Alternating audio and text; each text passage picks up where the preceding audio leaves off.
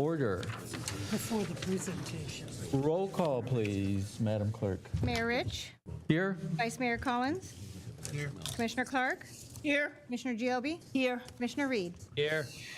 And offering this evening's invocation is Pastor Darrell Orman from the First Baptist Church of Stuart. He's not here. Jimmy Smith is here. Jimmy, come on down. Say the prayer. The invocation. Please stand, and then lead us in the Pledge of Allegiance, please. Please stand. Thank you, Father, for this day. We come now, Lord, as your little kids, coming before you, asking you for all the good things you have to give us today, God, that our right minds, our love in our hearts, our visions, utilize our limbs, our legs, and our feet, God. We just thank you for a right mind that we can come together as one in the place called the city of Stuart. God, touch everybody here today, God, in a special way. As we go forward in this meeting, give us a love in our heart to be humble and respectful and love towards one another. In the name of the Father, Son, and the Holy Spirit. Amen. Amen. I pledge Allegiance to the flag of the United States of America and to the republic in which it stands, one nation, under God, indivisible, with liberty and justice for all. Amen. Thank you, Mr. Smith. So I just want to take one moment to introduce the chief counselor of Hopetown, which is the city of Stuart's sister city. I know former Mayor Matheson was involved after Dorian, and Troy McDonald was very involved. He's here this evening with his wife Chelsea. He was nice enough to join me for breakfast at Maria's on Saturday. And would you like to take a moment just to make brief remarks? Mr. Jeremy Sweeting.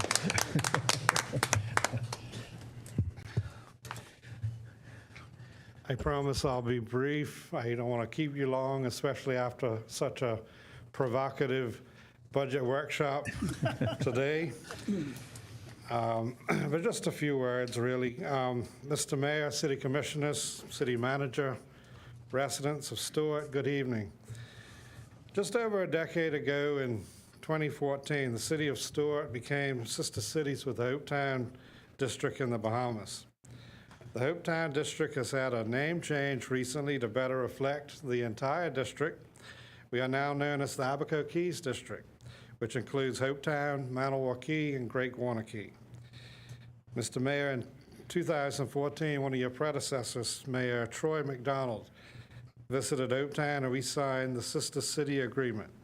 Myself, along with two other council members, Don Cash and Arthur Eldon, made a return trip to Stuart where we attended a special called City Commission meeting and also toured the city, visiting various businesses here in Stuart.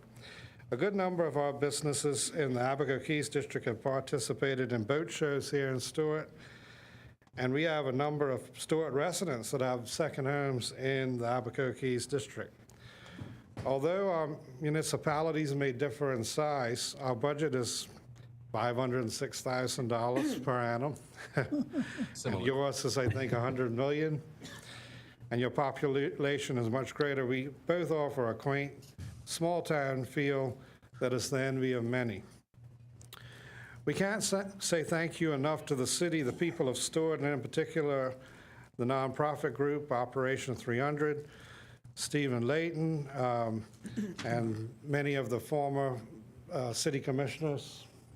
They did an amazing job in the response in the aftermath of Hurricane Dorian when our communities received catastrophic damage from Dorian's fury.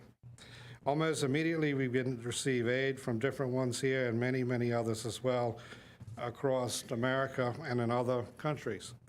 We're excited to keep this relationship alive, and I would like to invite you, Mr. Mayor, on a tour of our district in Abaco, Bahamas, whenever the time is right, and then a small contingent from our council may do a return trip to Stuart in the near future. Mr. Mayor, I thank you again for allowing me some time. I pray God's blessings on this evening's deliberations. Thank you so much. Thank you. Thank you, Mr. Sweeting.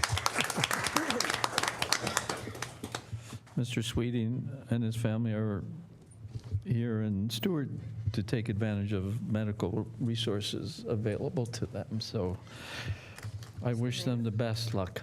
Mr. Mayor, did you take a picture with?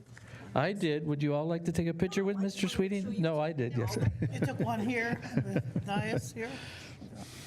Would you all like to take a picture with Mr. Sweeting? Come on. I think it'd be good for posterity. Okay. Down up there. Mr. Martell, come on. I thought it was a commission day. Come on, Mike. I was just about out. Leave our attorney out. Come on, attorney. Make it legal. City clerk. If he goes, it will bang me. Come on.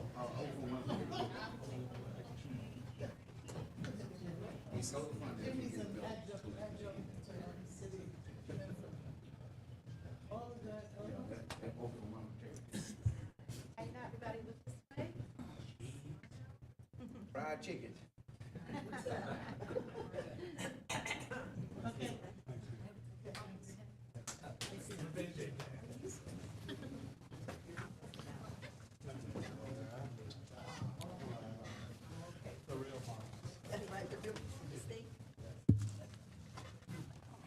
Welcome to the Bahamas.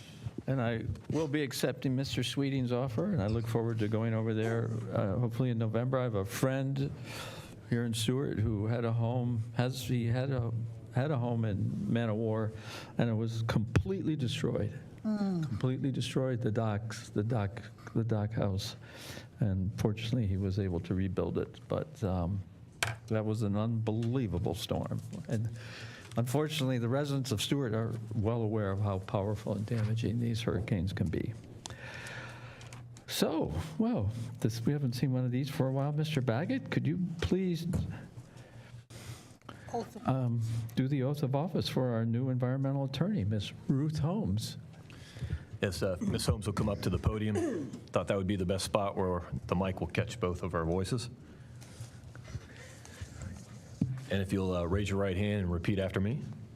I, Ruth A. Holmes, do solemnly swear I, Ruth A. Holmes, do solemnly swear that I will support, honor, protect, and defend that I will support, honor, protect, and defend the Constitution and the government of the United States and the state of Florida, the Constitution and the government of the United States and the state of Florida, that I am duly qualified to hold office that I am duly qualified to hold office under the Constitution of the state of Florida under the Constitution of the state of Florida and under the charter of the city of Stuart, and under the charter of the city of Stuart, and that I will well and faithfully perform the duties of Stuart Environmental Attorney and that I will well and faithfully perform the duties of Stuart Environmental Attorney, on which I am now about to enter, so help me God. on which I am now about to enter, so help me God.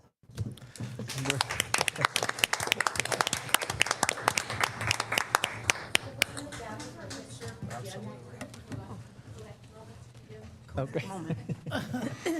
Lordy. Is this our exercise today? Board Commissioner Gilbert. I know. It's my PT for the day. Yeah, right. I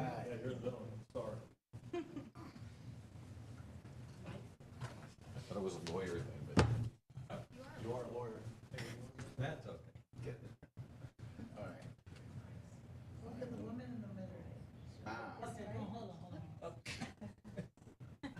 Oh, where's Mary? This way. Jerry, do you want to be in this? Oh, she gets asked? Thanks.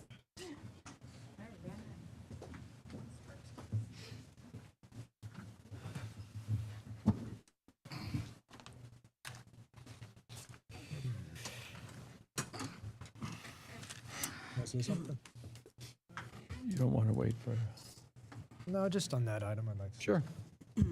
I would just like to say, Ruth, it's a really big day, and it was a war to get you here. It's been a war that's been going on for a long time. I think it's great that former Mayor Matheson was here. This was something he was pushing for during his time. And I'm thankful you're here. I'm looking forward to you being an asset.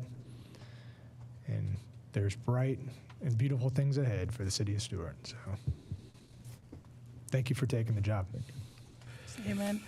Mr. Martell or Mr. Baggett, who's going to take the lead on this item? I am. Okay. This is a presentation on the referendum process pertaining to the 2-acre parcel adjoining Haney Creek.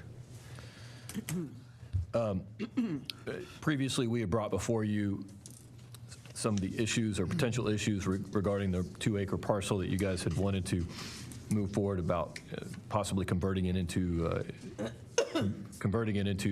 preservation or conservation land, whereas it's now zoned commercial. So I wanted to kind of update you on a little bit of the process that will require us to do that. And I've done a little bit of research in both myself and the city clerk. So if we go back to section 9.01 of the Code of Ordinances, I have attached to the agenda item, long-term leases for waterfront property in the city that's owned by the city must be approved by referendum. And back in 2011, when this parcel was separated out from 51 other acres at Haney Creek, it was done by referendum to have 2 acres zoned commercial and to develop to help pay for the remaining 51 acres there. And so that was done by referendum. And so likewise, in order to change that, we need to go back out for referendum. Under our code 9.05, it refers to the process going back to 9.04. And that section of the code requires us to publicize the issue 30 days in advance in the newspaper prior to it going to referendum. We also have to provide notice to the supervisor of elections, and the city clerk reached out to our county supervisor of elections, and she requests that we have a resolution adopting the referendum and the language in the referendum at least 60 days before the election. We have the option of doing a special election, which would be pretty expensive and probably have a lower turnout if we do it earlier, or we could just wait to the next general election, which is next August, and then it wouldn't cost extra money. If you also recall, in the last meeting I brought before you, there was an interlocal agreement that us, the city and the county, joined together in 2011, and that interlocal agreement was conditional upon the referendum. And the interlocal agreement also requires us to use the 2-acre parcel for commercial purposes in order to pay for the whole preservation area, the Haney Creek. The county has never objected to us not developing it into commercial. So right now, it's never been developed into commercial, so it's not been providing money. We've just been providing it out of our own general budget. We would probably need to, we are required to enter into a new interlocal agreement with the county or amend the previous one. I'm not quite sure which one it'll be, because it's kind of, the way the original interlocal agreement was written was it expires after 5 years, but the part about the continuously using the 2 acres survived the expiration of the agreement. So I'll probably work with the county attorney. I have reached out to Elise Elder at the county, and have already kind of started this process. I forwarded her the old documents, the interlocal agreement and a referendum. We've had a couple of conversations about it, and I think she was in agreement with me that that process to amend or draft a new interlocal agreement would probably take about 1 to 2 months. So with 1 to 2 months to get a resolution before both boards with the draft of the interlocal agreement, probably 2 months caps at maximum. So we have plenty of time, because the next general election would be August, unless you wanted to do it a special election earlier. We would have time for that as well, but we have a whole year to get to the next general election. So roughly 3 months is all that would take. So we got plenty of time to do that. And that's the only thing that I was coming back to kind of go over that process and how much time we needed. And if you guys have any questions, I'll be happy to answer it. And Oh yeah, one more thing. Mr. Mortel had spoken to someone, potential developer, and I'll let him talk about it. so following the meeting that we had the discussion, I got a telephone call from a gentleman by the name of Tyler. Tyler has the property owned by the county that used to be known as Aaron's Nursery, for those of you that have been around a while, under contract, and it's on the corner of US 1 and Baker Road. It already has a curb cut on US 1, and it already has a curb cut on Baker Road. He has concerns about the curb cut on Baker Road because just like the Shell station on Wright Boulevard, when people go to pull out of the Shell station, the cars get backed up at the light and they try to pull out and get in between the cars and turn left there and kind of wreak havoc. And so he contacted me and wanted to know if the city of Stuart would be interested in working a deal with him where he would actually build our entire trailhead, the parking lot, the bathroom, the lights, and then just like our code requires, and you can look up and down US 1 and everywhere else, we require cross connections to keep cars off the roads anyway when they can interconnect, so that he could make it so that cars leaving his property wouldn't be going directly onto Baker Road right there, but they would be going further down and they'd go into the parking lot of our trailhead and then go out onto Baker Road, creating the expansion. I told him no the first time he called me, just no. Then he was insistent on following up, and then we had the meeting where you guys discussed coming back with the referendum on the trailhead idea up on Baker Road, and he called me again, and I said, look, I don't know what the commission is one way or the other on it.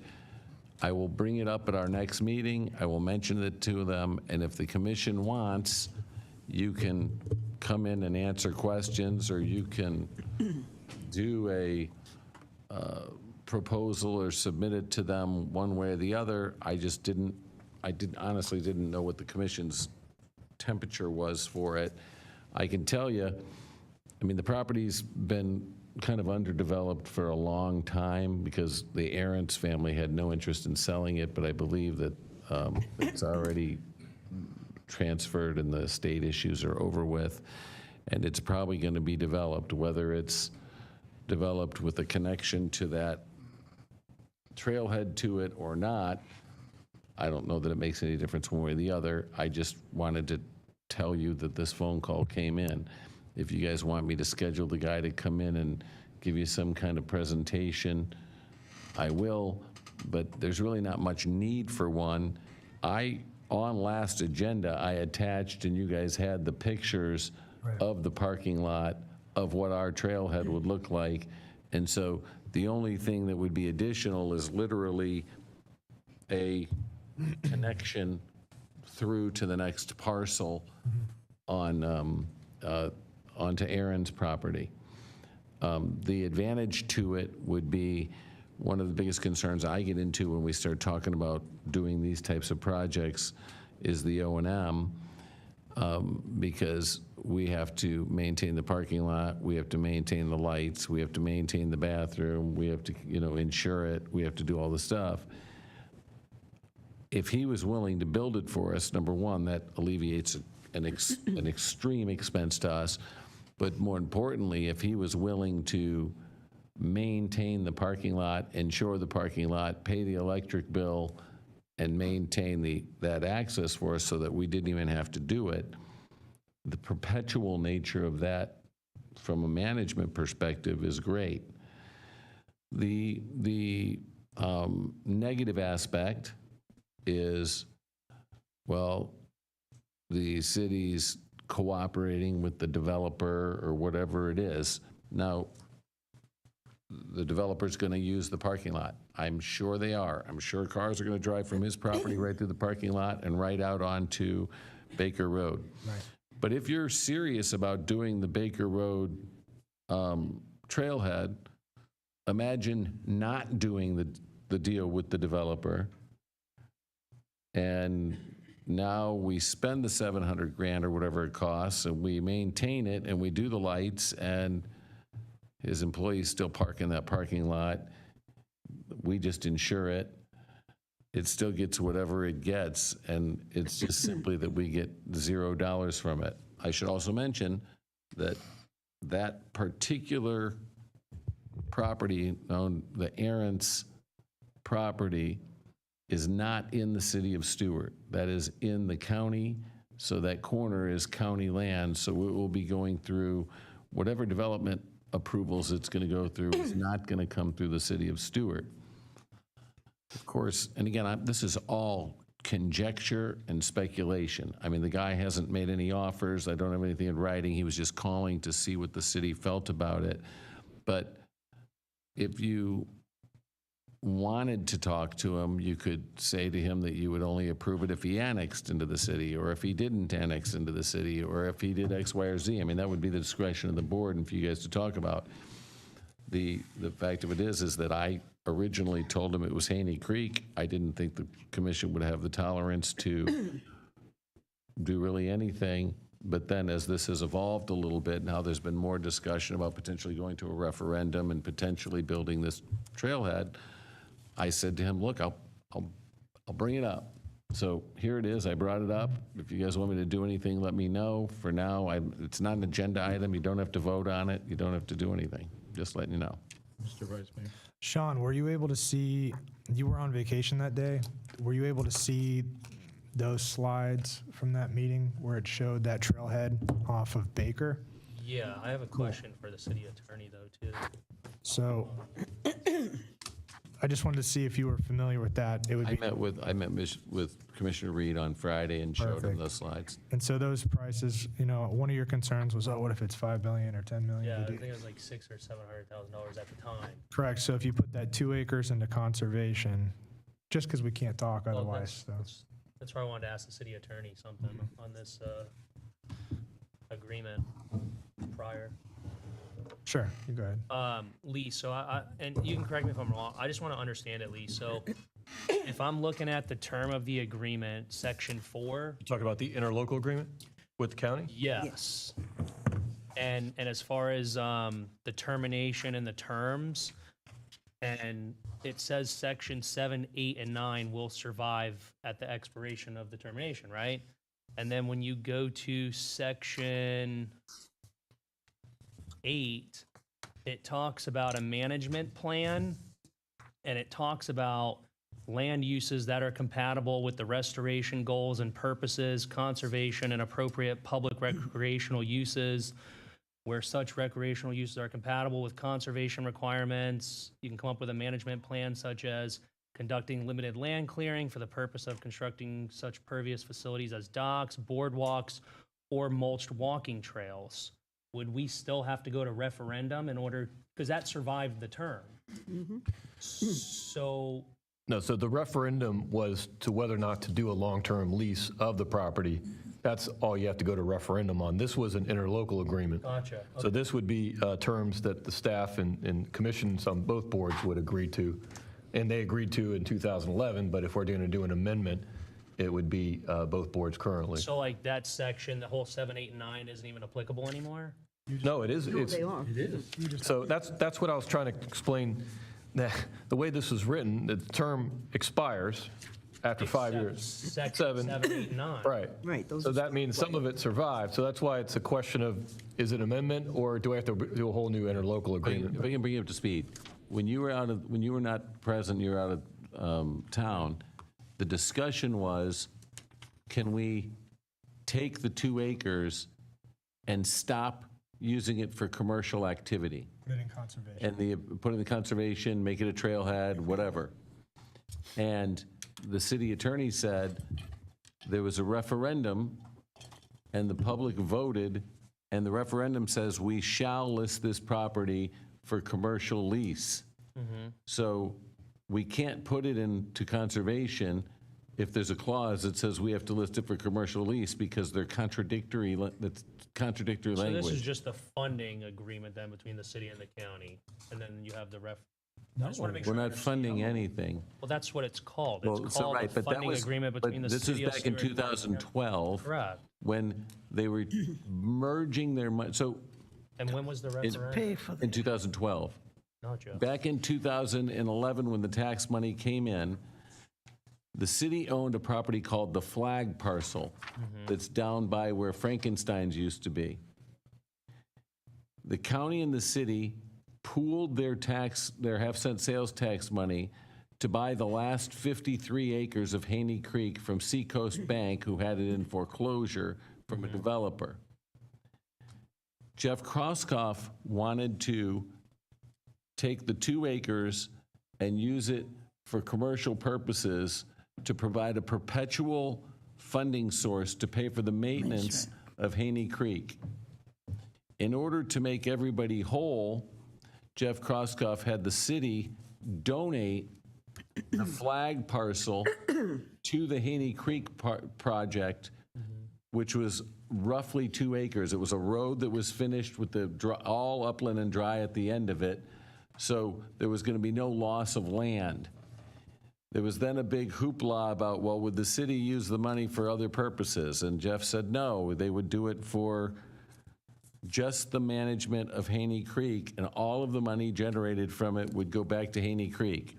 So the county and the city entered into an interlocal agreement saying that, yes, we're going to buy the 53 acres of Haney Creek together, hence the name, the funding agreement. And yes, when we buy the Haney Creek property together, the city is going to throw in the Flag Parcel. In exchange for that, the county is going to agree to allow this other parcel at the entrance of North River Shores be surveyed, staked, and a lot created so that the city could then have a 2-acre parcel that the city would then be responsible to go lease it out for commercial purposes, and 100% of the revenue that was generated from that lease would be reinvested into Haney Creek so that Haney Creek the maintenance would be insured or paid for. That's where we were. So the referendum overrules this. The referendum, the county doesn't need a what's it say? referendum. I know you want to respond. Just so I understand. So the referendum is we did a referendum to take the 2 parcels and convert it to commercial so that it can pay for the rest of the park. The referendum was because Haney Creek is a watershed that is on a tidal basin. And Section 9 of our code says prior to leasing or renting any land in the city of Stuart that is on water that's city-owned, there must be a public referendum. Since Haney Creek was adjacent to a tidal creek, it qualified under the referendum to be required before it could be leased out for more than 10 years, there had to be a referendum. As a result, a referendum occurred in concert with the agreement that the county and the city had entered into in the interlocal agreement. The language of the referendum is what the city attorney was interpreting that said, it told us we need to do this. Now, if we want to not do this, what do we do to correct it? You come back with another referendum. Right, I understand. and that's where we How are. come the referendum, so this was a referendum specific to this parcel then, right? Correct? Correct. But it's come it not wasn't- in this read it to you. packet. That's what I was getting at. How come it's not in the agenda packet then? Well, it was in the last agenda, but the only thing I was talking about today is the process. I understand. The process of I've already discussed that. I already brought the language. In the last agenda item. It's very brief. You can read it, right? Right, I can read it. It's very I'll brief. get it. I'll get it. Is it I on- just- it's online? It would have given, yeah. So the last time we had it on the agenda, I attached the referendum language in the interlocal agreement, and I discussed the background and the history of it. Today, I was just trying to explain the process because you guys wanted to go forward with it. Yeah. What do we have to do? We have to go out for referendum, and we have to amend the interlocal agreement or draft a new interlocal agreement with the county. So the interlocal agreement, i.e. the funding agreement, the funding agreement is an interlocal agreement. I know it's titled funding agreement, and like Mr. Mortel said, it was about funding the whole project. The county and the city both own the Haney Creek Watershed District 50/50. It's 51 and a half acres, I think, and the 2 acres come out of that. We have to undo by referendum what we did by referendum only on the 2 acres. All the other conditions as far as maintenance and so forth, we did it in the original funding, i.e. interlocal agreement. So we would need to do all that stuff by interlocal agreement with the county. So the county will have to have a commission meeting on an amended interlocal agreement, and so will we. And so each board will do a resolution adopting a new interlocal agreement. If you want to consider what Mr. Mortel was talking about today by this developer, the 2 acres would just be converted into conservation land, and then the trailhead would be around the corner on Baker Road, and we would develop the trailhead there versus on the 2 acres. I mean, whether or not that developer, we go that path, that's something we could do, is have that Baker Creek trailhead be what we develop versus that 2 acres. 2 acres would go conservation, and then if we wanted to trailhead it. Well, regardless, we have to convert the commercial zoning to conservation land, so even to do the trailhead, so. Correct. Commissioner Clark? Whoa. It was just, this is probably getting into the weeds, but it was just the idea of if he built the trailhead and would possibly maintain it, it was just about liability and about annexation. And I know that Mike already brought that up. So, you know, if it would be treated as a regular road right-of-way, public road right-of-way, and even though it's going over quote-unquote our land, but it would be a long-term lease, I guess, if we decided to do it that way. Well, as far as the 2 acres, it's no lease. Yeah, well, if we ever did that. Entrance of the agreement with the Yeah. developer Yeah. on Baker Baker Road. Creek, yeah. It Yeah. would be whatever agreement you entered We did to into. do it, okay. He owns it. Yeah. Well, no, our piece would, well,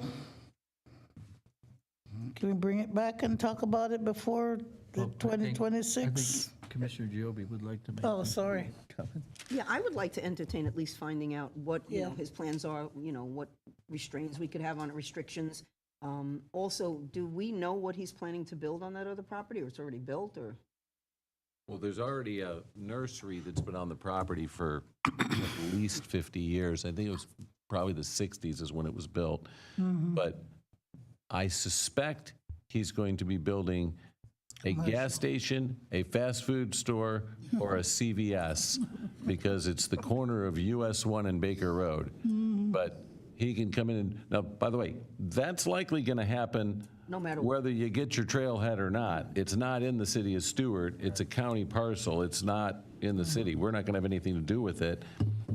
And that's why I told him originally, no. I said that our original referendum on the 2 acres was saying no to that stuff. And so the real thing for us is, if you're really serious about doing the trailhead, there's going to be whatever it is next door. Let's say it's Dunkin' Donuts, or let's say it's 7-Eleven next door.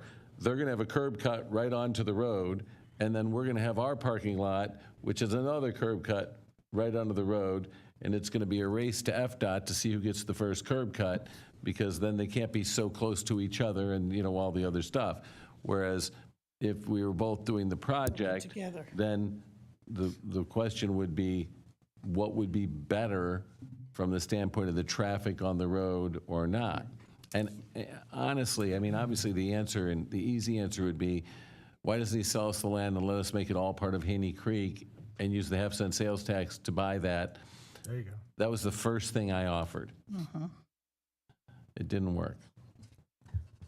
Well, there's other options too. We recently entered into an agreement with, I honestly don't remember the name. It was to be a conservative, where people could come and fish, walk trails, and I forget what that was called. Conservation easement? No, we entered into an agreement to be part of this trail, where people could come and, you know, we had to have the right trails for people to come and access to walk to different, I don't remember what the name of the project was. So in line with that, maybe he would at least build some stores that would attract more people to the park. I mean, he's just looking for, I mean, I'm just saying there's an exchange of ideas that we could do. I mean, maybe. I mean, there's no doubt about that. The dialogue is the question, right? So whatever that might or might not be. I mean, I can give you guys his contact to him individually. I can give it to him separately. I just said to him that I'd bring it up and I would get back to him. I didn't really have Well, I agree with you, Commissioner Joby. I think we should at least talk to him. I do too, see what it is. Would it be? Commissioner did Clark, would was you agree with overflow that? Parking, That's or, what I was getting at. yeah, would this be overflow Mr. Vice parking? Mayor, Or this you're would just not, be? you're opposed to it? Through parking lot. Oh, okay. Let me. I think it's again, there's the Shell station just on the north side of the Roosevelt Bridge. If you pull into that Shell station and you pull out onto Wright Boulevard to try and get back on US 1, the curb cut is really close to US 1. So the cars turning right off of US 1 are constantly coming around the corner, and the cars waiting at the light to get onto US 1 back up, so it makes it so cars pull into Wright Boulevard and then they're kind of stuck there in limbo, and there's like mini traffic jams all the time. What he is looking to do is shift the curb down to where the entrance to Public is, down on the western end of the Publix property. So our entrance would be right across from that, so that it'd be a straight line, moving it west of the entrance of US 1, so that people could pull through the parking lot and pull out over there without getting caught up in that traffic jam. If we say no, he can go ahead and build it, and he's got the curb cuts. They're already there. You can look at it on a map. It's just going to be a tied-up mess. And it may be better just to say no, not to get caught up in the mess with it. But I didn't want to say no without giving you guys the chance, and I didn't want to give him your phone numbers and have him start calling you without having talked to you or brought it up, because I didn't want you to get bombarded with stuff you had no idea what was coming. Mike, I got a question. Oh, can I just finish? Oh, I'm sorry. No, it's okay. I guess that if we're going to discuss it, this would be the time to discuss it, to see if we're even in agreement. I'm not adverse to hearing what he has to say and how it benefits us, and obviously it benefits him also. But I'm just saying, if a majority of the commissioners aren't in favor, then we're wasting our time.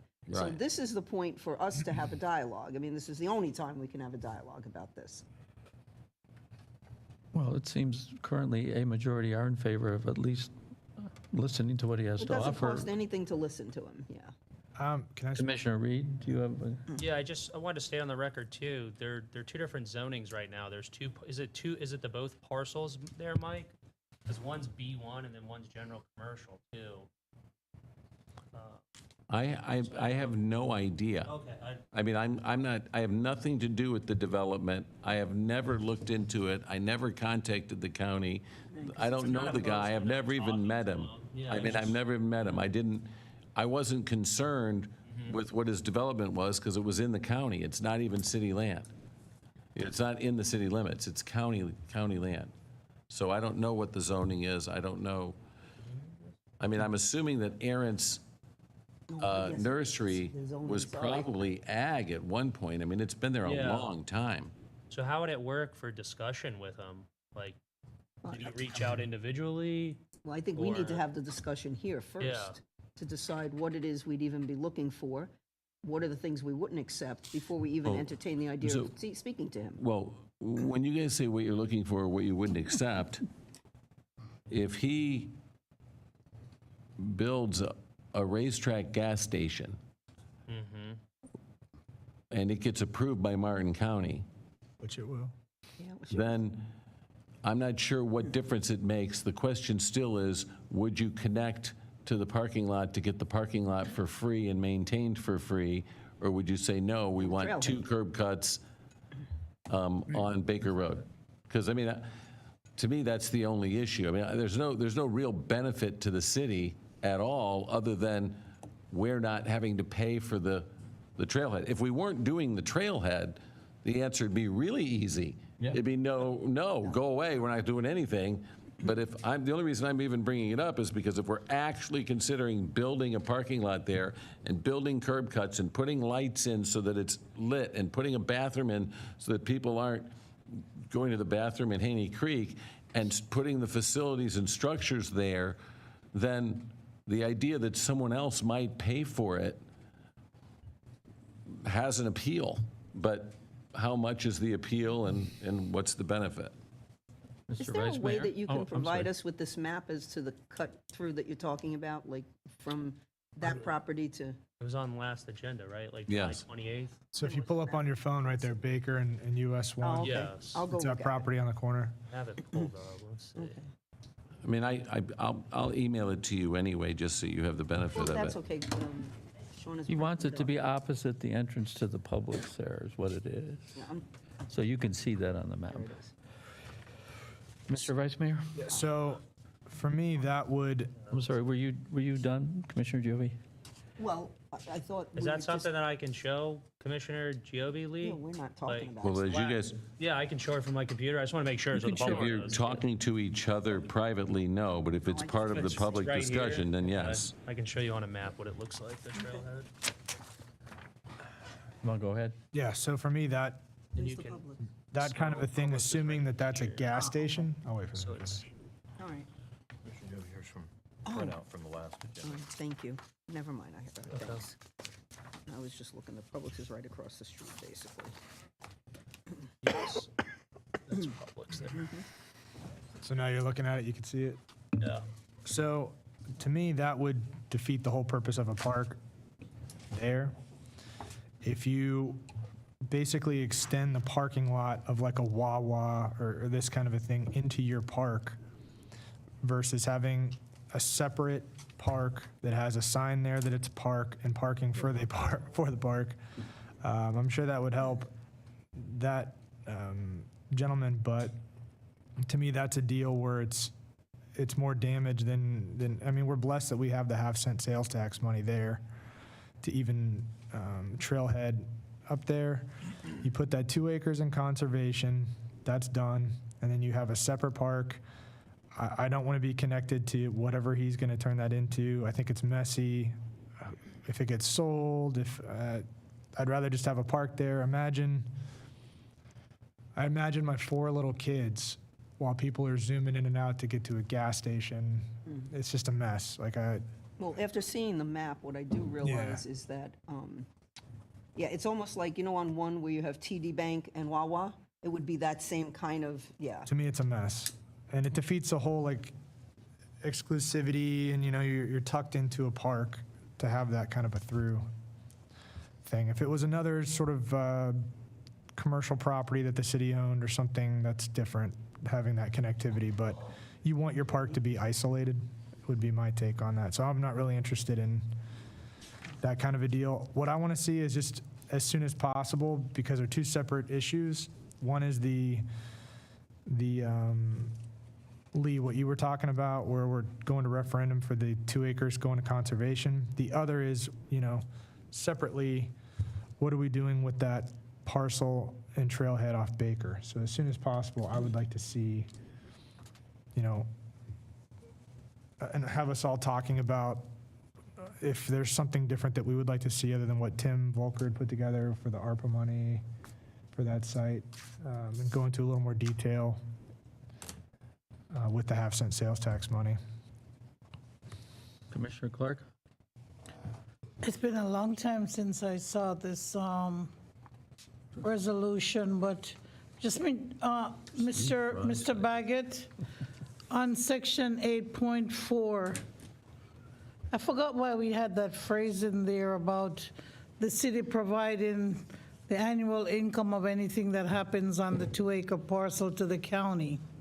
Because we were What going was that to again? show that we were maintaining Haney Creek with all of the money. So if we rented it out for $1 million a year, we would have to demonstrate to the county that we were spending $1 million a year on Haney Creek. And it all came from the carve-out parcel. Right. Okay. It's been a while. I mean, that's the greatest appeal to me of that document is that it says that this financial revenue will be dedicated to the maintenance of the park. In our cost-cutting fervor here, the easiest thing to start cutting is going to be maintenance of these parks, and especially a 50-acre parcel. If we don't take care of the interior of that, not that many people will see it. So I would like to praise those of you who were involved and had the foresight to commit those resources to the maintenance of this very large park. And I hope we can see that take place. I've never been a fan of providing a trailhead on one of the busiest streets in the city of Stuart. So I think we, and Commissioner Reed, correct me if I'm wrong, but there seems to be a majority that's willing to at least discuss with this gentleman what options he may feel he has. If we can have somebody else build that trailhead, we're sort of eating our cake and have it too, it seems to me. Well, while it sounds enticing, I have to be honest, once I saw the map, it basically then looks like Wawa and TD Bank. So you have this intercourse of that road, and it's just too much. Well, it doesn't have to be that. We could give him his access and then move the park down a little and have a separate, perhaps he'd be willing to provide a separate entrance to the trailhead, then the two don't have to be connected. All he wants is that cut down the road a little. I don't think it necessarily has to be attached to the entrance to the trailhead. But we have money set aside for this purpose. What's the issue? The issue is, why not take advantage of someone? Because it would destroy the very nature of having a secluded park for a family. He's gonna build there anyway. Yeah, it's, So why would you connect to what he develops there? I'm saying the entrance to the trailhead does not necessarily need to be connected to his little road to the cut. That's exactly. That's what he wants. Ironically, No. I think that if you, I think he absolutely wants to be connected to why the else would he park. pay for it? But I also think if you look at the entire corridor or any other corridor in Stuart, that you would also find that our code Service. requires us to, like when developers come in, Service road. they actually have to ask for an exception to deviate from the code, not to interconnect their parking lot with their adjacent parking lot. Service road. So we require, like, if you go to Walgreens on East Ocean Boulevard, you can drive through to Stimmel Sports without going on East Ocean Boulevard, because we required them to connect the parking lot. And then from Stimmel, you can go into the next parking lot, because we required them to be interconnected so that cars don't loop in and out onto the roads. So to his adjacent parcel or an adjacent parcel? Well, You said his adjacent parcel. And is it specific, does it include parks? I don't have any idea where we're going here. I know that his commercial property, if it was being built in the city next to another commercial property. But it's not, would that's be a hypothetical, that's not, Right. that's not what we're talking about. I totally agree. Yeah. It's next to the city, it's next to the park. Right. Can I make a motion that Two we, parking lots. You're going to have people pull out onto Baker Road to pull into the parking lot? Is what why would you be faced with? If, let's say it was a Subway, and somebody went into the Subway and bought a sandwich to go for a hike in the park, then they'd have to pull out onto Baker to pull into the parking lot to go to the trailhead, because the two parking lots weren't connected. Correct. Right. Somebody zipping through that parking lot, You like to make a motion? past kids, just to get through there to get back onto Baker.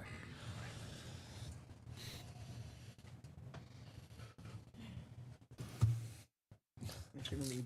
Yeah, I Are had you- another, Are we willing to speak with the gentleman? it's, It- Mr. Reed has. Commissioner I Reed? had a question. So like, I don't know, Mike, if this is something, would it come before the MPO board? Because it's a county road too? No.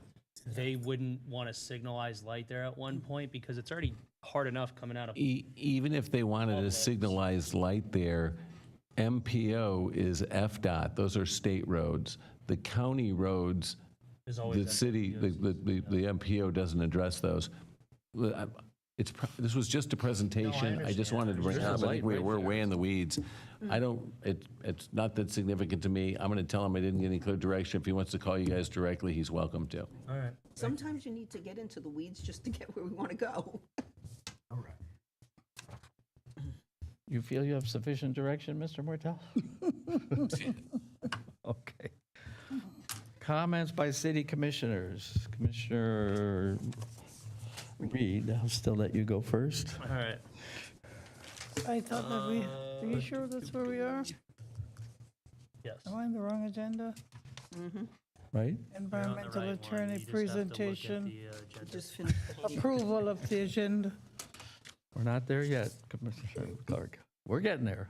Yeah, I did want to reiterate in my commission comment for emails to be online. It's something I'll continually push for. And I also wanted to mention, I I spoke with City Manager Mike Mortel, and the Hamiltons, their project is supposed to come up as an agenda item at the September 8th meeting, and they asked me to get a consensus from board majority that they don't want their project presented yet. They said they're waiting for something from Florida Commerce, so if I can get a consensus during everyone else's commission comments, to let City Manager know that they're not ready for it to come in front of us, that'd be great.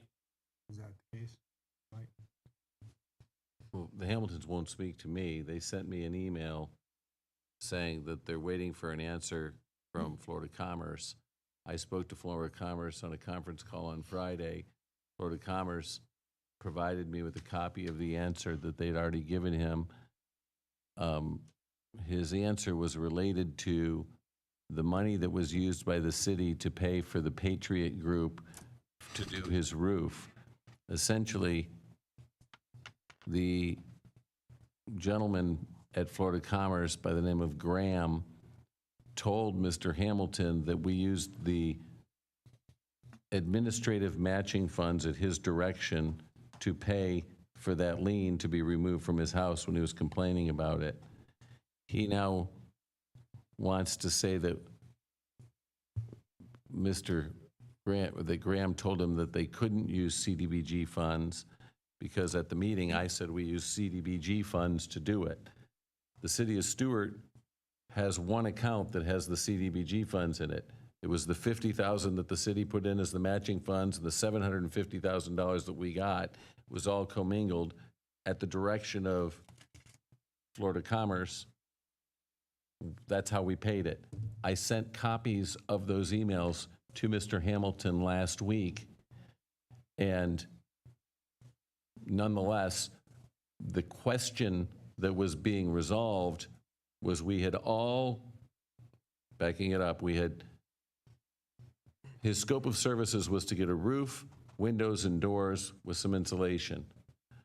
Started moving forward on that. There's been a calamity of issues. We then got to the point where we were doing another scope of services, and we said, here's what we think the scope of services is. He said he wanted to do his own scope of services. He hired a group called McKee Group to do the scope of services. He presented that to the city. I reviewed it, Pinnell reviewed it, Guardian reviewed it, and went through it and said, okay, we'll agree to this scope of services. We then took the pricing off of it and took the letterhead off of it because a scope of services has to go out to bid, and Pinnell sent that to Florida Commerce and CC'd the Hamiltons and said, we believe we've agreed on a scope of services. Mr. Hamilton submitted this to us. We don't have any changes to make. We're agreeable to this as well. That's when Mr. Hamilton accused the CRA director of fraud because she took McKee's letterhead off and changed the prices, and that's when he said he was entitled to get his own without going through procurement, could use his own contractor and didn't have to go through procurement. We had a conference with Florida Commerce. They said it has to be procurement. They said, let us call the Hamiltons. They then called us back and said, the Hamiltons will not talk about this anymore unless they speak to all of us with Congressman Mast present. We said, okay, great, schedule us when Congressman Mast is present. No one contacted us. The Hamiltons contacted Commissioner Reed. Florida Commerce thought, You say us, who do you mean, Mr. Morton? me, Pinnell, Guardian, the city of Stuart, or anybody to participate in that phone call. The Hamiltons had contacted Commissioner Reed to participate in this phone call. Commissioner Reed sent an email to Florida Commerce. Florida Commerce thought Commissioner Reed was representing the city of Stuart to resolve that scope of service. They had the meeting on the scope of service. They didn't really talk about scope of services, though. Well, okay, so that becomes the issue. According to Florida Commerce, they did talk about the scope of services, and the Hamiltons wanted additional work done, such as an air conditioning system and some electrical work done that was outside of the scope of services, and no one from the city objected to it. So I then objected to it, when I found out about That it. was discussed on the phone call, though. Okay, so I don't, and by the way, we don't know what was No, I discussed understand other than that. what you were there for. So I just what know was that discussed? the Hamiltons asked me during my commission comments to get a consensus from the commission up here that they do not want their item heard on September 8th. And because they were not ready, something to do with Florida Commerce. I don't know all the details. I'm just trying to give That's good for me. I'm someone fine what with they that. want. Okay, but it's more complicated than I'm that. sure it's very complicated. I can't not have it on the September 8th. Well, why not? Because the city also said that Guardian shouldn't receive any additional tax dollars, and Guardian is involved in the Hamilton case. The city said Guardian shouldn't be involved anymore. Commissioner Giobbe said we should start the procedure to have them removed from the file. We can't move forward on a scope of services until Guardian goes back into So Hamilton's house and They've already been inspects. paid, haven't they? Or they would still be paid because they processed They're paperwork. still involved So in the even if we case. remove them, they would still be paid, so there's no point even discussing that. I'm not, are we removing them? Because that's all the more reason to have the hearing. No, we had a meeting. discussion. Right, but but So there's no But let me point. just say, we had a Hang on, discussion. hang on. Guardian There's- wants to come put there's- on their side of the story. Guardian got a lot of things said about them last meeting that they totally disagree with. Hamiltons don't want Guardian to come put in on their side of the story. But it gets better because this is a CDBG grant. It must be completely finished by January 1st. That means we have to figure out the scope of services. If you fire Guardian, we have to Well, there's hire no a new point firing them, Guardian. they would still get paid anyway. So that's why Okay, it's so- not, there's no point discussing that. So I've learned a lot more since the last meeting, and that's Well, I know that's how you feel, but the board Correct. is still discussing it. correct. So by the way, for the board, even if you did remove them, they would still get paid. So what would be the point in removing them? We were First of told all, we I- couldn't remove them. I was- yeah. I don't feel comfortable even taking the position that they should be removed because. Correct, that's not what we're I don't think they discussing. did anything wrong. Nobody's saying that, right? That's Well, yes, not- they did. Yes, we are. Right now, I no. could play Mike, back that was at the tapes. last Right meeting, now, we're by not the saying way. that. Yeah, what you're talking about is not allowing No, what I'm talking Guardian- about currently is not having the Hamilton's project on the September 8th meeting, and I was trying to get the consensus from the board majority, so you And had a I'm- and I'm direction. trying to explain some of the problems with that. So if we don't have it on September 8th, when are we having it? They'll probably notify us, Who? the Hamiltons. Okay, they've received the response from the Florida Commerce. Florida Commerce. And they received that like 2 weeks ago. Okay, well, I haven't heard anything I since know, then. and as of Thursday, they told me they were waiting for the response too, and I sent Correct. them the same responses in the emails again. But here's the thing. If we don't do it, and we don't get the scope of services, and then we don't go out to the 30-day bid to get the job bid, and then we don't issue the PO or the purchase order before December, it's over. There is no more grant funding to reimburse. So January, don't think Where you does get to it- send in the bills. Where does it state that at? Well, actually, they claim they discussed it on the phone call with Brian Mass' office, but I wasn't there, so I don't know. But Is it in a contract with Guardian, the the city? entire grant, the CDBG grant program ends January 1st, yes. Just like the ARPA funds ended, that's the same exact thing. And it, yes. So we still have time then. How much time do we have? It's Well, September. you said we only need 30 days, so. We need 30 days to publish the RFP. And then we need 15 days for Hamilton's to pick their contractor, which is 45 days. So if we start December 30th, That and wouldn't we be take enough 30 time back, then. that brings us to Yeah. Thanksgiving. Then we take it back, that brings us to November 15th. So we have to have this entire matter resolved by November 15th. There's no way that the city can sign the scope of services until we have access to the property again. But Guardian is no longer welcome on the property because the city said that Guardian did something wrong. But the Guardian says they didn't do anything Are you wrong. talking about from the last meeting? That's when this Guardian thing got brought No, up? it's been going on for a year. Gotcha, okay. It's been going on for a year. Just out of respect for them asking, can we defer the 8th and But they've been- tentatively look at like the 22nd and just see if you guys can discuss this, if you can talk to the Hamiltons, or somebody can talk to the Hamiltons. Because I mentioned So to for them what that it's they worth- needed to reach out to the For what city. it's I worth, don't want them to We've feel been like- trying to talk to the Hamiltons for a year. We've been putting it off and trying to negotiate it, and then all of a sudden, every time I told them something, they'd come into this room and say, consider us committing fraud and all Well, these and other that's why I things. picked it up in my And then- commission comments, and now what they told me, I'm just trying to reiterate to the board. That's They it don't simple. want That's all I'm the doing. I'm truth trying to to do come my out. job. That's it. Right.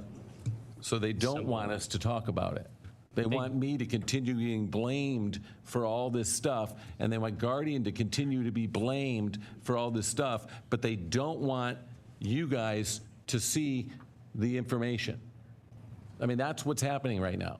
That's what's I'm been just told. reiterating what I was told. That's all. Hamiltons don't need to be here. They don't need to come. They don't need to present anything. There's no reason. I just want to walk through and show you guys the history of it, show you the pictures of it, and say, look, is this a reasonable scope of service? But I disagree. I think that they do. I stated what, Residents in yeah. the city of I wasn't Stuart, and they finished. should be able to have their time, just like any developer or Guardian or everyone, that we're going to give time for them to And show we their are side of the story. absolutely and have. They've been to 20 No, meetings so far. They've been given 3 minutes every time they come. That's all they get is 3 minutes, like anyone with a public comment. Okay, so what I would prefer then is, can we assign this You want to it, one of you guys? Because I don't have any authority the way this is going. I can't manage it. I can't, the Hamiltons won't speak to me. They tell me every time I talk to them that one of the commissioners told them that they didn't have to have a contractor. One of the commissioners told them that they were going to have their meeting. Then when they don't want their meeting, they turn Well, we their have a meeting off. procurement process, so how would that work for them to even pick their specific contractor? That would Because under be- the grant program, under the procurement of it, they go out to bid. Correct. The top, any bids over a 15% threshold are removed, and then the remaining bids are left, just like they were before. They had 2 contractors to pick from in their original bid. Yes, and they chose Patriot. My concern is that if we go out to a bid process right now, that the Hamiltons, if they don't get McKee, there's going to be no deadline for them to do it. And then they're going to say, we didn't get it done. City of Stuart, you need to pay for this. And then it's going to be on the city's tab, and everyone's going to be looking at me saying, Mike, why didn't you get this done? Okay. I'm just- No, excuse me, Mr. Martell. This lengthy discussion with your good questions, Commissioner Reed, indicate why this needs to be on the agenda. Well, they don't want it on the Because- agenda, Mayor Rich. Okay, but the city has been instructed to pay money. The Florida, was it Florida Commerce who told you to write a check, Mr. Martell? This was in November. This was a while ago, Mayor Rich. Okay. Yep. But representations are being made to the Hamilton by a single commissioner, of which Actually, by the way, I didn't city take any, manager- Mayor Wait, Rich, I just let didn't me take a finish. stance on anything, the so city it's uncalled manager for. is completely unaware why. I mean, Well, that's why I'm trying to reiterate Will you it. just let me finish? It reminds me of when we had to deal with the restaurant next door. Remember that? And they were asking us to provide them considerable compensation to improve the building. That took us a couple of meetings. We didn't do this. So let's get going on this process. Let the whole, I mean, things are said in the meetings with our congressman that even our city manager doesn't know. Brian Mast wasn't on there. I'm very uncomfortable with that. I would just, the more the entire commission is informed of this issue, the better served everyone will be, especially the Hamiltons. I'm just trying to give the residents what they asked for. Yeah, That's- okay, all right. that's- You've already heard Commissioner Reed say that Brian Mast was not on the call. There was a There's lot of representative. misinformation. There was a Representative, the representative for him, congressperson. correct. What was the purpose of But- the phone call? What but- was the discussion? That's all I need to know. I wasn't on the phone. I know I'm asking Commissioner Reed. There was discussion on the process and stuff. That was a On the scope majority. of services. No. It was processes on how things work throughout the CDBG grant. There was some comments made towards the city that I necessarily didn't want to hear, and that got shut down by Florida Commerce. But to say that I'm like talking about and making, I would never do that behind closed doors. That's No not one's what, saying you made a deal. That didn't happen. well, that's how I feel it's being portrayed. But my comment is, I'm looking for a consensus from the board majority that the Hamiltons do not want their agenda item on the September 8th meeting. For what it's worth. And that's it. There is no Hamilton agenda item, Right, just so that's what you I know. thought. You told me there was going to be one on September 8th, and that's When why, the board instructed me to. Correct. If you want the original CDBG grant didn't have the board micromanaging it. The board has taken over the Hamilton case.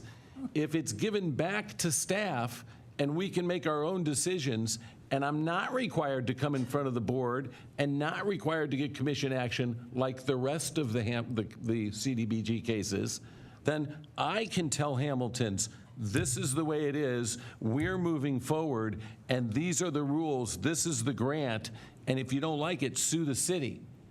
But the problem is, the board has taken all my authority away from me and given it to the Hamiltons. And I don't have the ability to implement any of the grant rules. I don't have any of the authority to implement the contract.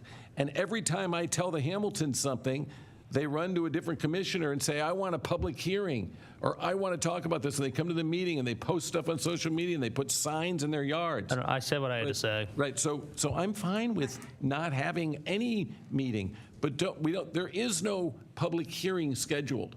There is no decision for the board to make. There is no nothing. The reason we're doing all that is because the board is instructing staff to do it. You just made a statement that they have to be here on the 8th.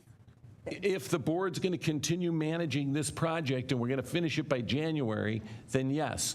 If you don't want to do that, then I'm asking you guys to take it over and have somebody be assigned from the board, be the one that's going to manage the project. Or in the alternative, cancel the public hearing altogether, have the board not have the public hearing, none of the others got a public hearing, and let the city staff run the grant the way it was originally intended to be run, through the grant rules, through Florida Commerce. But what's happening with me is, every time I try to say the grant rules, they run to you guys, and I get beat up at the next meeting. And then when I'm finally pushing back to them saying, fine, you know what, I was trying to wait to get this scope of service assigned, but I don't care. We're going to put this out there. We're going to show everybody what happened. All of a sudden, they don't like that idea. And so now what they're telling you is, don't do it, because I know why. So that when we miss the deadline, you guys can then turn around and say, Mike, why did you let us miss the deadline? And so I'm trapped in this thing. I don't want to be here. Sean, do you feel comfortable talking with the Hamiltons and I sort of? told them to reach out to the city manager and Pinal and let them know, but they said they were waiting on something from Florida Commerce. Mike's saying that they got it 2 weeks ago. It's my understanding that there was partial information that came from Florida Commerce. They're waiting for the other part. Correct. So they have not received everything from Florida Commerce. What is it they want? I don't know. I don't know. They have they had a list of questions and information. But to Mike's point, we don't want to get too far behind here to where we can't get it dealt with. Correct, I understand that, but I feel as if we still have time. When would you need to have this buttoned up, Mike? Because you're saying- Am I handling the matter? So why don't we Or is table it this to a date commission? certain? What's a date certain that we need, Mike? And I'll make a motion. September 8th would work for me. What's our absolute last deadline? Next meeting Then in the September. 22nd. So what is it that you guys want the hearing to be about? They want an opportunity, from what I understand, to present their side of what has happened. To who? on And they the don't eighth. get to do that in the 3 minutes they Right. have. So they can have that whenever they want. I don't care about that at all. they're But if waiting you for guys some are pieces. authorizing me, What if we did it handle the October matter. 13th? continue with Guardian, and I don't care about the public hearing, you guys can give that to them anytime they want, but let me handle the CDBG grant, and let me write them a letter and tell them, if you miss these deadlines, you're done, and I'm moving on without you, and that's that, and treat them the same way as the other grant people, that's wonderful. But if there's some kind of public hearing that gets to take place where it's the whipping boy, where they want to slam Mike Mortel and Pinel Gandhi, I'd like to get it over with and be done with Would it. October 13th give you enough time? To do what? I don't know, to have it as an agenda item, and then But I hopefully don't, they I'm can not, get their I don't have an agenda response item. from Florida I Commerce. don't have anything for you to vote on. I'm not sure exactly what they're waiting for either. But apparently they're waiting for something from Florida Commerce. They asked me during my commission comments. Well, why don't we get them in here and hear what they're waiting for? Well, And at least start the process of understanding what they feel they need. Yeah, It but seems like the if- perfect reason. Mayor Rich, if the consensus is not made right now, it's coming on the September 8th meeting regardless. Okay, let's take it off Mike? September 8th, and never put it on another meeting until you hear from them, until they come in and ask for it. There you go. What Commissioner Reed is asking for is what would be the deadline date with October 13th? Is that the next date after the 28th? So Yes. recognize this. If they come in on October 13th, Okay.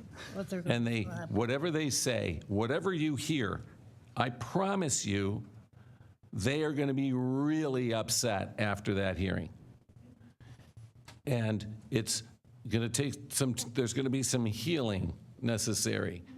So when they don't respond and we don't get anything done and we go past that January date, the question is going to be, why did we go past the January date? My preference would be no hearing at all. I don't want there to ever be a hearing. I was originally asked to do a presentation to the board as to what happened in Hamilton's. I told you all that I was going to present it when the matter was over because I didn't want to say anything during that public meeting that would offend Hamilton's, that would slow down the process. But now it's been manipulated into a situation where every time I try to move something along in the grant, the Hamiltons run back to the board and say, I'm committing fraud, or I'm breaching the tax dollars, or I'm doing this or doing that. The Okay. questions they're asking for Florida Commerce right now. Either we let Mike handle it fully, or we schedule this instead of the 8th, let's make it the 22nd. And unless we hear back from you that Yeah, the 8th that's not meeting. okay. But out of respect, we won't do the 8th. Let's do it on the 22nd, Okay, the 22nd. and then you can fine. report back. What if they say they're not ready on the 22nd? Why don't we just Well, it's let okay. staff That's do fine what- with me. But if they're not ready by the 22nd, they're never going to be, and we'll just deal with it.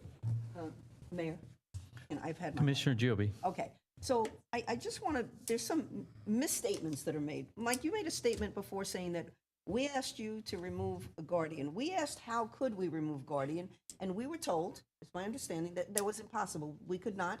They were we could not unless someone found cause for them to be. That is what you said. No, what I said was, we couldn't approve Project Lift and not pay Guardian, No, and we couldn't remove Guardian and not pay them for the work they'd already done. You can remove Guardian right now without cause for 30 days' notice. Yeah, but you didn't say that. That's at the not la- what you said. That's not what you said at the last meeting. At the last meeting, you said the only way they could be removed is if they had done something wrong or Right. screwed up a project or whatever. And other than the Hamiltons, according to you, that hasn't happened. I don't think, no, let's be clear. Not other than the Hamiltons. I think in the Hamiltons, Guardian has been our saving grace. Guardian's been the ones that helped the city. Guardians are the ones that keep pointing out the stuff at Hamilton's.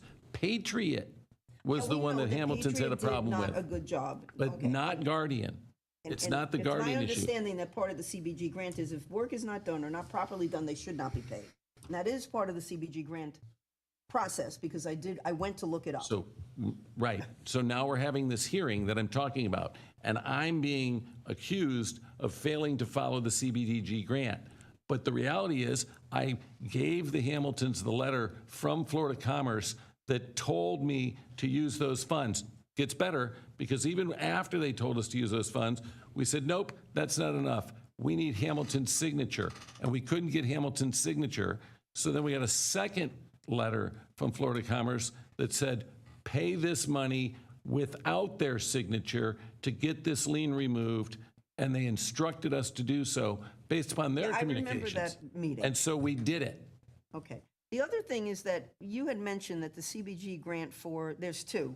There was an MIT and another, that Guardian had put in for an RFP for these CBG grants, and they were on record.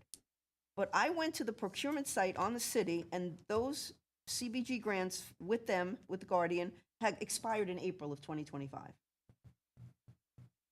I have the printouts if you'd like Okay, to so see. I'm not sure what you're saying. I don't In know. other words, according to this, they're not even the holders of these CBG grants any longer, because what's on the procurement site says that they have expired in April of 2025.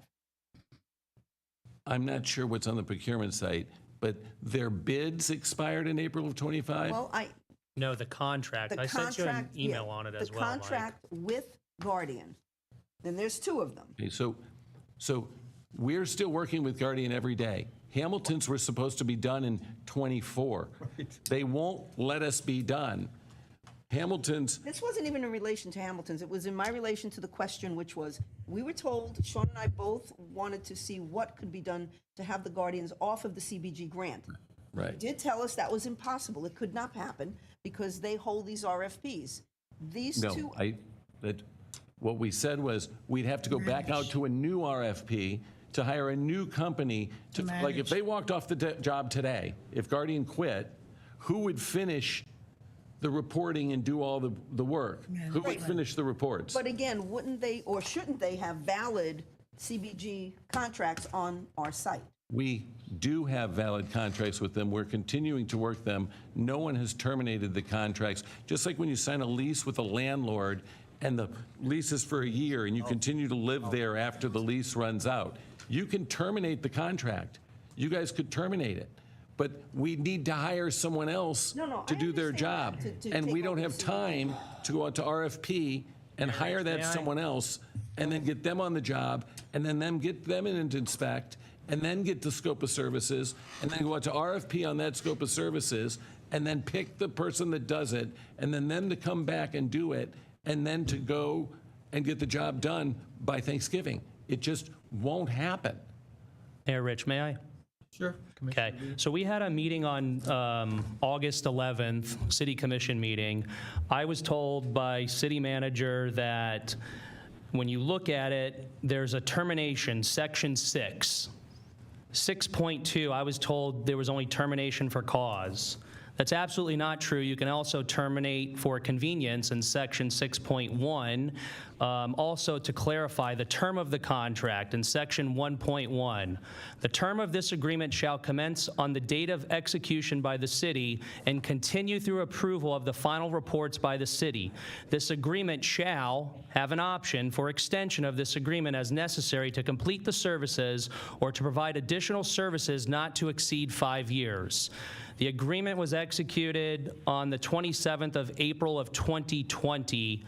So you absolutely could extend it. You could also terminate it. And this was an email that I sent to City Manager Mike Mortel and City Attorney on August 12th at 12:38 p.m. the following day, because I knew you could terminate for convenience, and I knew that it wasn't valid. And my response to that email was that at the meeting, you had discussed that they had done shoddy workmanship. Regardless and of that that, you had a manila Mike, folder though, of they evidence, also and I was forged a seeking the document. evidence They because also they forged wanna a see it. document, correct.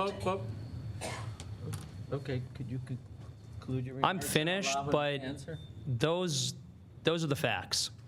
And I also stated that's what the Hamiltons asked for, and I was just trying to give them what they So, want. This as it relates to the spiraled termination- out. Let him finish, Okay. Mr. Mortel. This spiraled out of control, but I was also told there was only termination for clause, and that absolutely was not true on August 11th meeting.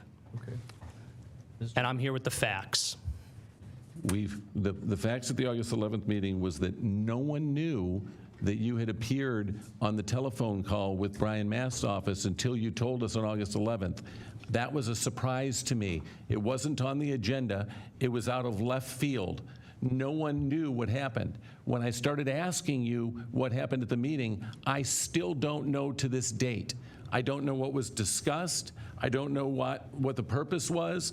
All I know is that Florida Commerce told me that the purpose of it was to get them to sign the scope of services that they had originally submitted and agreed to. When you and I spoke about it afterwards, you told me that they also said they wanted a steeple, they wanted electrical work done on their house, they wanted air conditioning done on their house. Mike, you knew about the electrical work, though, when... But you told me that that happened during the conversation with Florida Commerce. No, that's... Okay, so that didn't happen. That didn't happen on that meeting. Okay, all right, excuse me. I think it's clear, Mr. Vice Mayor, correct me if it's wrong, that there are at least 3 of you who would wish to continue this to the 22nd. Oh, Is that correct? That is correct. That's what we're going with. And I just ask, what is being scheduled for the 22nd? So this would be the presentation by Guardian Well, it's the presentation by the Hamiltons. Will the Hamiltons have an opportunity? They certainly will. They will not be Originally, restricted to 3 minutes. Commissioner Reed got up on the 11th and said the Hamiltons have a presentation they want to do on September 8th. Well, I think Now it's- the Hamiltons are saying they don't want to do a presentation. Do they want to do one on the 22nd? I don't know. They just said they were waiting on a response from Florida Commerce. I would just like to make sure that they have Can- the opportunity to if they would Okay, like. so, Mr. Mayor? Okay, Commissioner Clark. So what if Guardian does their presentation on the 8th, and the Hamilton can do any rebuttal or anything on the meeting after that? That way we know the information, we know what Guardian is presenting. I think we should do it all on the 22nd. I think efficiently, it would make more sense to have one hearing. Okay. So, too. Just do one? I mean, no matter what, it's, The Hamiltons right. and the Guardian. It doesn't matter should be on the who's same doing agenda. it. As long as they're not limited to 3 minutes, the Hamiltons. I mean, it's going to be a, No, it's a presentation. right. And then, so for Or can we clarity, find out if they know? No, no, what's on the 8th? excuse is me. the commission terminating the contract because it expired in April? Is that what I'm hearing? I don't, was there's just no motion questioning. for that. There was no motion. Right, I know, but it's not in existence. Do you want me to set another agenda item to extend it? It wasn't in effect when Project Lift was here either, so it's... So do you want me to schedule that's another hearing? not what I said, to Mike. extend This is it? the point we're trying to make, is that we asked for information, and we got back information that really wasn't, it was half-truth. Actually, it was tied to the discussion we were having. At the time, the discussion was saying that the Guardian had done all this shoddy work and that they weren't to receive any tax dollars. And I said, you can't do that, and you can't do it unless you can show cause. Now, you can terminate the contract at will, but you can't take the tax dollars away. You still got to pay them and fulfill the terms of the contract that they fulfilled. You're commingling both issues. Right. Last time, the meeting was, don't give them any money from Project Lift, and don't give them any other tax dollars from these grant things. And I was saying, you can't do that unless you show cause. That is got to be done. There were several questions. I think Commissioner Reed, if I remember, was saying that these are tax dollars. Right. And And I was saying, explained that they could not be removed. Meanwhile, they really don't even have a Okay, contract. let's not, Yes, let's we're not. not gonna get into the weeds on Let's not this. start talking about Project Lift. I would remind the commissioners that if they ask for information from either, we have now 3 direct employees, Mr. Martell, Mr. Baggett, and Ms. Holmes. If you ask them for information, whether it's in a public meeting or in private, and they give you information you feel is incorrect or incomplete or a falsehood, you don't have to wait for the meeting to say, I'm confused, you said this, could you please explain it in greater detail to me? I appreciate that you've drilled down, but we're on the very first commissioner's comments still. And I'm finished. so he has made the request that the item that was on for the 8th is now on for the 22nd. Is that sufficient? We're moving on. And does that conclude your remarks, Commissioner Reed? It does, and I wanted to state, I'm not up here to argue, I'm here to clarify things for the record on what was said at last meeting and what actually exists in a contract and what was actually said between the Hamiltons and myself. And as far as the phone call, I'm not here to argue with our city manager, nor am I here to argue with you, Mayor Rich. I just wanted to present some things that I thought needed clarified, and I respect where you're coming from, Mike, on it. I feel like I'm doing my job by stating that this is what they asked for, and I feel like I wouldn't be fulfilling my obligation if I did not at least attempt. Okay. Thank you, Mayor Rich. The Hamiltons have gotten what they wanted. Well, Commissioner- question. Oh, no, you can clarify if you Yes. want, Commissioner. I want to clarify if that would require them to provide information to the city manager in time to have it in the agenda packet for the 22nd, so that that time frame is provided to them, that anything that they want to have in their presentation, that they'd give it to us ahead of time in the time frame, and have that available, and then whatever Guardian is going to present or whatever Mr. Martel is going to present, that will also be on the agenda item. I want to make sure that we don't have any confusion and that there's complete cooperation by everyone. I've already told the Hamiltons that they're not required by law or otherwise to present anything in advance, and that they don't absolutely have to give it just to bring us. it to us. I just wanted to give them the opportunity, if they wanted it to be attached to the agenda, to present it in advance, and it's got to be on the, like, for the 8th, it would need to be tomorrow. Okay. But for the 22nd, it will be the 9th. On the 9th, okay, the day after the meeting. On Right, the- They're not obligated to do No, I'm it. sure they're we not could Want not to, they can. compel them, Right. but, right, he can Just let request. them know. Thank you. Commissioner Reed, do you have any additional? I'm finished. Commissioner Giobi? Hello, it's my turn. Number one, I also want to welcome Attorney Holmes. Thank you so much for being here. But I have to say, while we're in this budget phase, some individuals continue to mention the cost of hiring an environmental attorney for the city of Stuart. I would like to remind everyone that if we do not aggressively attend to the repair of the St. Lucie River, anything else we do in the city will mean nothing. The river provides life to the city, boating both personal and boating industry, fishing both personal and fishing industry, and tourism. So the implication that this is not money well spent is misleading. I'd also like to request, now that the Attorney Holmes is on board, I would like to set up meetings with all the commissioners and the attorney so that we can discuss strategies, et cetera, going forward. I'll let Commissioner Baggett discuss it with you, but the only place, or not Commissioner, Attorney Baggett to discuss it with you, but the only place you can have private meetings with all the attorneys going forward would be if you're in litigation, so you have to file the lawsuit first. Otherwise, it has to be on the dais. One-on-one. What about one-on-one? One-on-one, It's like we do one-on-one, but it's so much more effective if we were all there. Right. could And have a so the workshop question or is, something. this is talking to basically an employee, which doesn't really come under the Part of it privacy. is a public. It's a public, if there's more than one commissioner present, it has to be a public meeting, Would you like to have a workshop or something? but it's still a public meeting. All right, then maybe a workshop if She Attorney could make a Holmes is agreeable. presentation and we could It's just so question much it. more effective if we're all there to discuss it rather than doing it one by one, where we haven't had the opportunity to even talk to each other as to some of the things we'd like to be, addressed in the strategy. She could make a presentation and we could all speak with her. Add to it, yeah.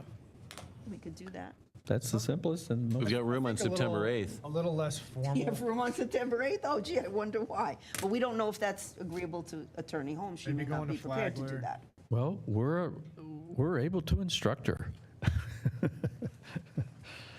She's I don't think raring she to needs go. instruction on how to put a presentation together.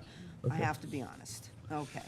So, the next thing is, on the August 11th commission meeting, Robin Cartwright, a resident of Stuart, stated during her public comment that she had reached out to the city manager, Mike Mortel, for the opportunity to create a committee for residents to navigate issues with the commissioners. I agree with Commissioner Reed regarding transparency within the city government, and this type of interaction between residents and commissioners might be the answer to gaining the public's trust once again. I would like to see this on an agenda so that the commissioners could discuss and vote on such a committee. Once this item has been added to the agenda, it might be helpful to ask Ms. Cartwright if she would like to share her vision for this type of committee. And there might still be room on September 8th, if Ms. Cartwright is available. In response, Commissioner Giobi, the original meeting I had with Robin Cartwright was when I was the city attorney and David Dias was the city manager. I met with Robin and Virginia Sherlock for about 2 hours, and we actually went over a very detailed list of things related to the code of conduct and other methods, and potentially creating a committee that would hear challenges to actions by city commissioners. For one reason or another, it didn't end up getting put on an agenda. Then when I became either acting city manager or city manager, Ms. Cartwright brought it up again, and I actually put it on an agenda, presented it to this board, and you guys voted and told me not to go forward. I think, I don't know if I remember correctly, that was more about rewriting an ethical There was the code of conduct, and right, the code of but it was all directly related to the exact same thing. That's what it was. I'm happy to put it on again. I'm just telling you that we did it. And if you guys want to do it again, I'm happy to, Mike- September 8th. Mayor Rich, may I? Yes, I Commissioner Lee. remember you doing it, Mike. I think a big part of it was at the time was something to do with punishment towards city commissioners, and I think you should ask Robin, because that's what it was. was that what it was pertain? It was a committee that would hear complaints about commissioners and be able to address those complaints. Well, that may have been, but that isn't what she mentioned on August 11th. Yeah, what is it? I'm fine. No. I mean, we can put it on September 8th. I don't have any problem hearing it. I was just told by the No, board not to. I thought that's what it was pertaining to. Well, if the majority would like an item put back on the agenda to discuss it, You can clarify for the record. but no, we're not going to start having people come up from the audience during commissioner comments. So, You want to make a if you- public comment now? no, Okay, so she we're will on make the 8th. public comment when she has time to make I public. didn't hear her. Give them a lesson or- So does that conclude your remarks, Commissioner? Yes, it Gibb? does. Commissioner Clark? Oh, brother. I have a couple of things. I don't know, we haven't met since the passing of Pastor Jerry Gore, who has been very active in our community. And his funeral was this past Saturday. And he's just going to be a loss to our community. And I just wanted to just say that from the dais how important participating in the community is. And I just wish his family and his friends and his entire church has been a great impact on the community. And I'm sure that they will feel the loss and will feel the loss of his participation, especially at some of these meetings. So that's that. And I heard about Pastor Gore's passing on my way to the League of Cities meeting, which was around the 15th, 16th, and 17th or so of 14th, 15th, 16th of August. And to me, the League of Cities meeting, I hadn't been in probably like 6 or 7 years to one of those annual things. At least that's what it felt to me. I might have gone to something, but it was well attended. Of course, there's all these concerns with regard to SB 180, home rule, and all the other things that are of concern, and the things that the league has been pushing with other elected officials, especially at the state legislative level, and even congressional level when it comes to having funding to do things in our city from the federal government level.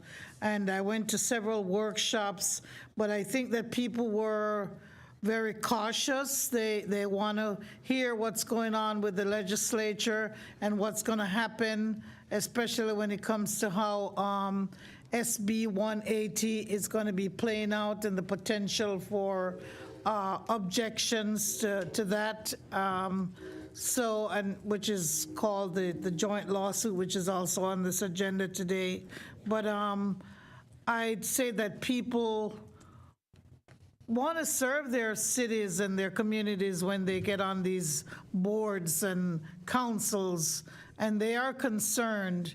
But I just know that people also want to be able to participate in a lawful manner with regard to, even if you don't agree with things at national or state level. And so that was the kind of atmosphere that I felt. But I know that we have some very good people here on the Treasure Coast who have been participating with the League of Cities and with the Treasure Coast League. And I must say that we should be thankful for the leadership that they have and that they've been pushing at the state level. And I just want to say that all of us together collectively have been really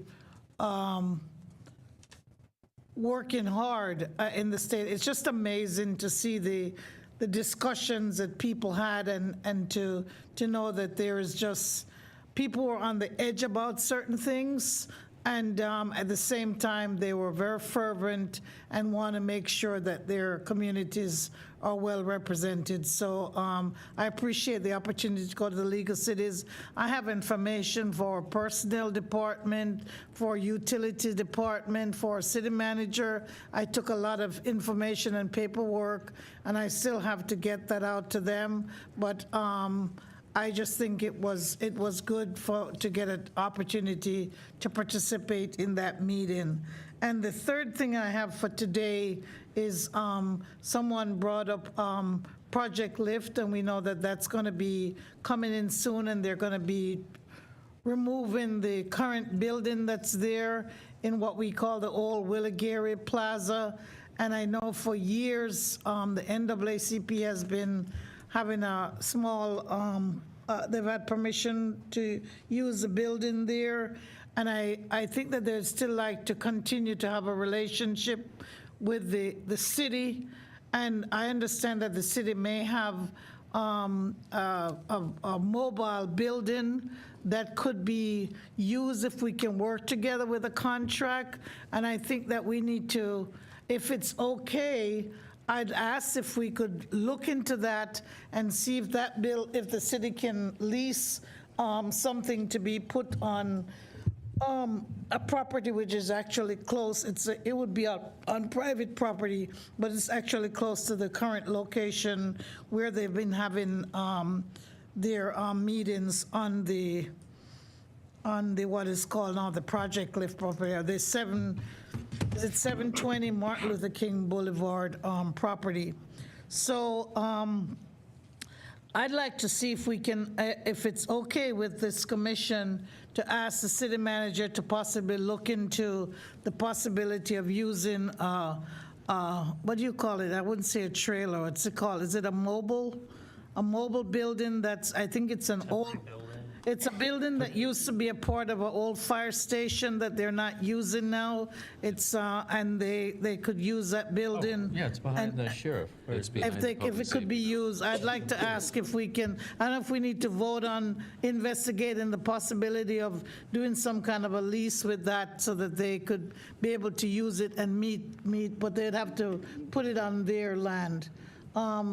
I don't know if we could ask Mr. Mortel to investigate that. If I need to have a vote on that, I'd like to ask people if they're interested in seeing if Mr. Mortel could find out what it takes to do something like that.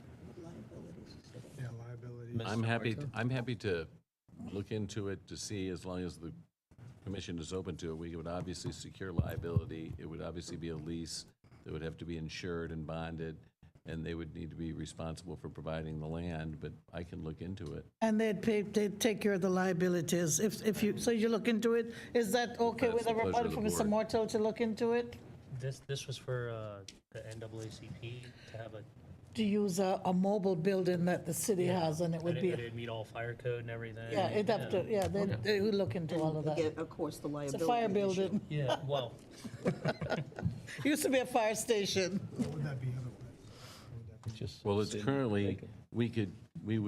the city still owns it, but we would normally, if we didn't have another use for it, we would normally put it on Government, deals and sell it or dispose of it as a surplus asset. government surplus.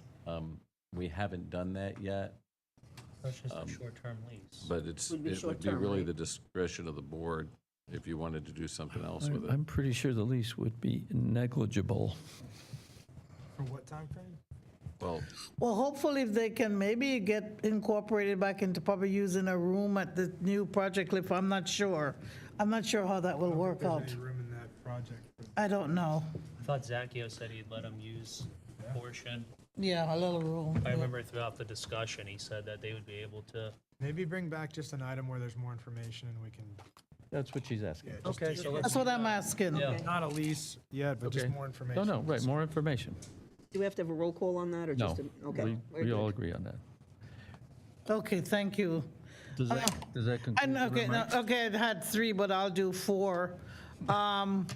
I'm definitely going to get involved with Miss Ruth Holmes, and I appreciate her being here, and I hope that we can work really hard and get some things going, because I don't want us to become a ghost town because we have more and more environmental problems and problems with our water. And I know that you won't be able to solve everything, but we're looking forward to you working with the county and working with the organizations in our community to make sure that we're on top of things. All right? Does that conclude your remarks? Yes, thank you. Mr. Vice Mayor? I have none. I have to stay here. All right. I'm going to be the nice commissioner this evening. Or tell a nice story. So thank you, Commissioner Clark, for accompanying me to the Florida League of Cities annual meeting. And it is an intense event, nonstop, breakfast through dinner, and Meetings all day. there's many breakout sessions, and fortunately, we were able to cover most of them between us. I brought back what I think is a terrific idea for the school zone we've been working on, and Mr. Martell is going to bring that to us. So this is, the job as mayor does have considerable challenges, but it also has some terrific benefits, and one of them is I get to meet people on a fairly serious level that I otherwise, let's be honest, I never would encounter them. And one of them was Pastor Gore. And he was a very interesting guy. He felt very strongly about his community. He took the time to share those concerns with me.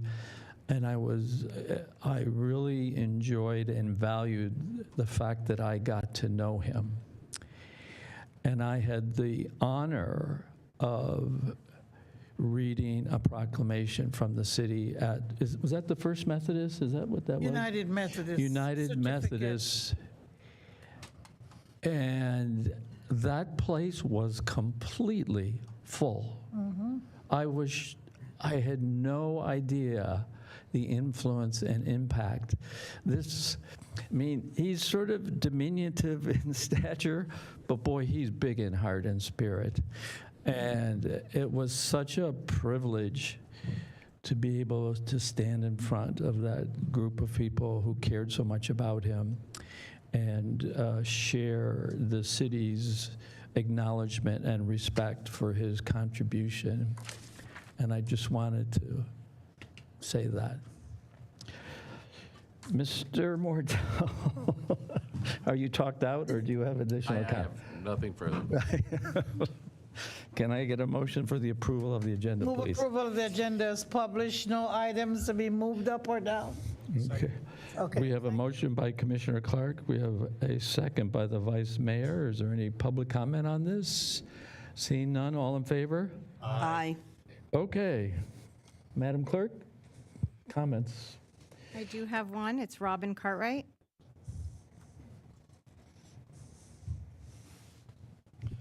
I came tonight to talk about the Senate bill, but I'm really beyond annoyed. Mr. Mortel, you are no victim. Nobody is blaming you for anything. The truth of the Hamiltons case is there was shoddy work done. Period, full stop, end of story. If Guardian or the city of Stuart paid any bills when they saw the shoddy work that was done, that is on the Guardians and the city of Stuart. There is no other way to say it. You are responsible. Guardians is responsible for processing it. There are documented issues with all of it. Regardless of how you feel about the Hamiltons, Mr. Mortel, you are no victim in this situation. But I want to be very clear about the comment that Commissioner Giobbe gave me credit for when Ms. Sherlock and I met with Mr. Mortel. That was in October of 2022, and it was to discuss the actions of a commissioner, Commissioner Bruner, who represented the city without authority on a YouTube channel with the Chamber of Commerce. And I wrote to Mr. Mortel expressing my concern about how it was a policy violation of the city's code of conduct. And Mr. Mortel wrote me a very lengthy email on October 21st, 2022, if you would like to do a public records request for it, or I can forward it to you. And Ms. Sherlock actually responded to Mr. Mortel, which is why we had that meeting to have the discussion that we did. And I'm just going to read you a couple highlights because I keep everything just for this reason. This is from Ms. Sherlock. I'm very disturbed by your responses to Robin Cartwright's email asserting alleged violations of the city's code of conduct for Commissioner Bruner. You advise Robin that the process for citizens to request an investigation of an alleged violation of the code of conduct is to file a complaint with the Florida Commission on Ethics. I'm sure you know, however, that the Commission on Ethics does not investigate complaints based on alleged violation of local guidelines or conduct like the City of Stuart's Code of Conduct for Commissioners. She then goes on to say, you advise Robin that, quote, if the city manager determines there's a violation of the code of conduct, then he will address that with Commissioner Bruner and whoever else he deems appropriate, but it would amount to a human resources policy issue. Your responses to Robin's complaint, which have been adopted by the city manager, are clearly an effort to dismiss the allegations without independent or unbiased review to determine the validity of the allegations. This is not authorized by the Code of Conduct or the city code and does not reflect an interest in upholding the public's interest in responding to the residents' concerns on integrity.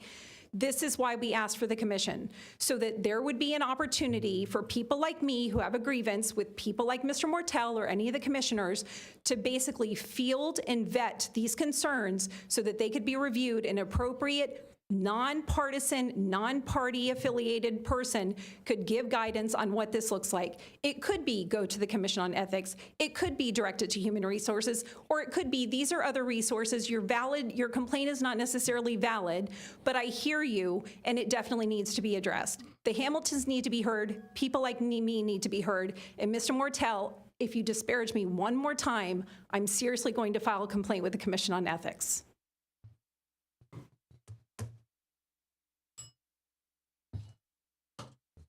No further public No comment. further? Okay, can I get a motion for the approval of the consent calendar? Move approval of the consent calendar, which is actually item number 3. Second.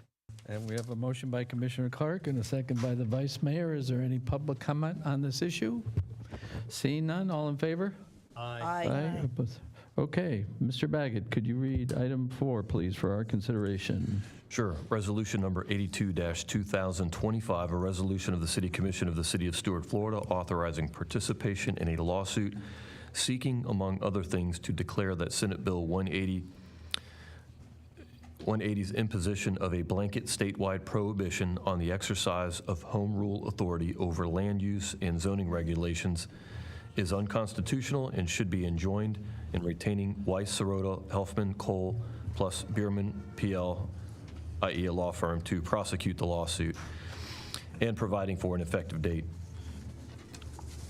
I know we discussed... Would you wish Yes, to this is make my some presentation. comments on this? Sure. We have already previously discussed this issue. You guys asked us to bring back a resolution authorizing the city to join the lawsuit. I think it's important to note that the attorney-client relationship in this lawsuit is going to be different than what you might be used to with our other outside counsel, as we would have Florida Sunshine shade meetings, where we could talk to the attorneys on a regular basis about the status of the case, settlement of the case. It's my opinion that you're not going to have that relationship in this case. So you're part of a, it's not a class action, but you're going to be a group with a large group of plaintiffs. And I just wanted to point that out, that it's going to be a little bit different.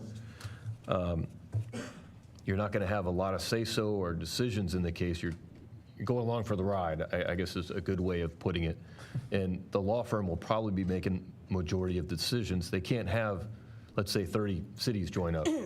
You can't have 30 shade meetings to try and make a decision in the case. So you're kind of giving up some of the power by joining the case. But there is strength in numbers. Obviously, if you have a large number of cities, you're going to make a more of an impact against the state.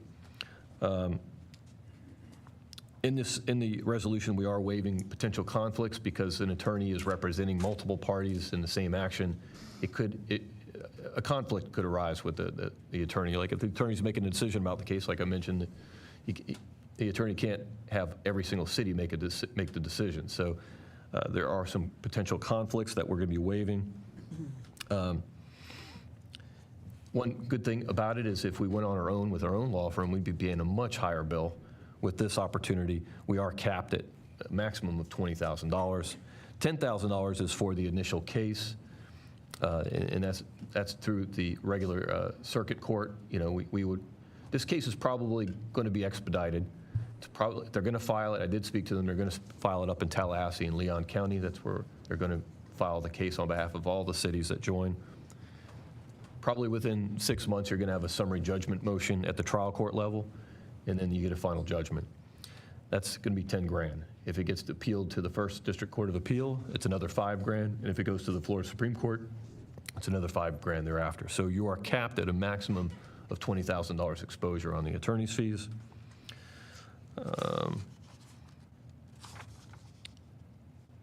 Wanted to address, we were getting solicitations from the law firm and I believe Commissioner Dory Howington, a commissioner from Deltona. And I just wanted to address a couple of things. I saw at least one communication where she said, if you don't join the case, you may be left out. And I don't necessarily agree with that assertion. We're going to be seeking injunctive relief and declaratory relief. And I want to separate both in the case, so just to explain to you. So they're going to file a case, a lawsuit on behalf of any and all cities and counties that join. And they're also going to file an emergency motion for an injunction. An injunction is to stop someone from doing something. They're going to seek an injunction asking the state of Florida to stop enforcing Senate Bill 180 against us and the other cities during the pendency of the lawsuit. So it's a temporary injunction pending the outcome of the long term and the end of this case.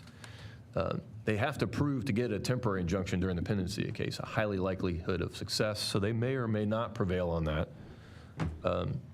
And so if you weren't in the case, there's a potential, some case law out there that you might not be included in that injunction. However, the case itself is seeking declaratory relief. And the declaratory relief is that this law is unconstitutional. If the lawsuit prevails and it is declared unconstitutional, then it applies to all cities. So she kind of made in one of her communications that if you don't join, you won't get the relief. But I think it's kind of half correct and half incorrect. And I wanted to make that distinction because I feel like you might have had some questions regarding that statement. And if you have any questions, I'd be happy to discuss or answer any further questions about the case. But I think I've described everything that I wanted to, that I had in Are there my any notes. questions of Mr. Baggett from the commission? No, thank you, Lee. If not, do we have a motion?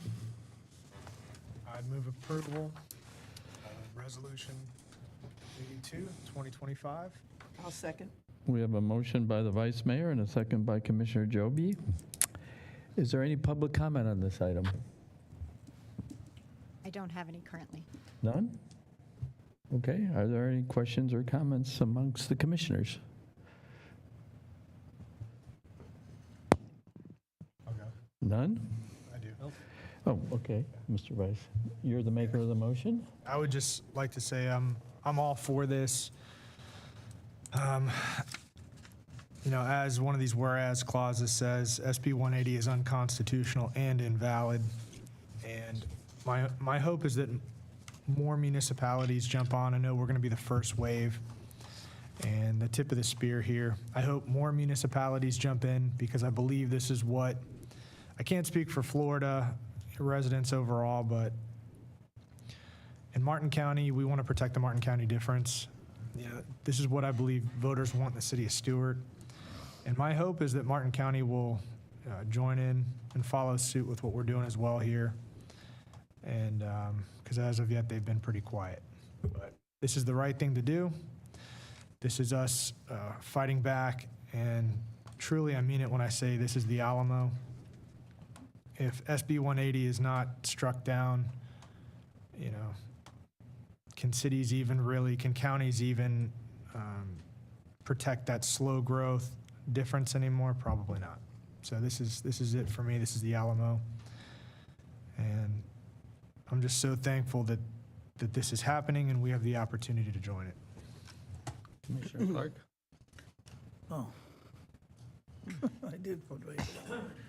I know that I've heard about communities wanting to join, and I just wanted to ask Mr. Baggett with regard to the status as to the governor and some of these communities that are weighed in, especially counties, I think, I think it was Manatee County, I was reading about them. We've already taken that step, and of course, we're taking we would take a further step today, but I was just wondering, what is the status with regard to some of these communities that are supposedly going to be in this first wave? Nobody has done anything yet, per se. Who has joined? Is that what you're asking? Yeah, I'm asking Mr. Mayor. I asked that question of, I've spoken to two different lawyers at the Weiss Serota Law Firm, and I've asked that question, who all's joined, and do you have the 10? The 10 yeah. They need, okay, so I need to back up, because the proposal for the cap of 10,000, 5,000, and 5,000 is as long as they have a minimum of 10 municipalities or counties that join. They felt pretty confident they're going to get that number. I asked who's joined, but they wouldn't identify who to me on the phone. Did they say how many? No, they I think we would be number 7, from my understanding. I thought we were 8. they wouldn't identify the number or who has joined or not joined to me on the phone. They said that they will be in touch with us on it, but they did not want to answer my question on it. I'd like to take this opportunity, Mr. Mayor, I wanted to add something else came to mind. We have 3 14-day notice letters from residents/business owners in the city that are threatening to sue us under Senate Bill 180. And last time, I think I indicated there were 2. I got a third one today. And so I just wanted to, this is a good opportunity to tell you that if we get sued, we're going to be defending the case based on it being unconstitutional. So we're going to have ongoing conversations with the Weiss Serota Law Firm, because they're going to be suing as a plaintiff, seeking that it's unconstitutional. We're going to have another case or multiple cases saying on the defense side that it's unconstitutional. So we're going to have to seek action when we're defending the case, whether or not we can seek a stay of the defense of the case because there's this other lawsuit going.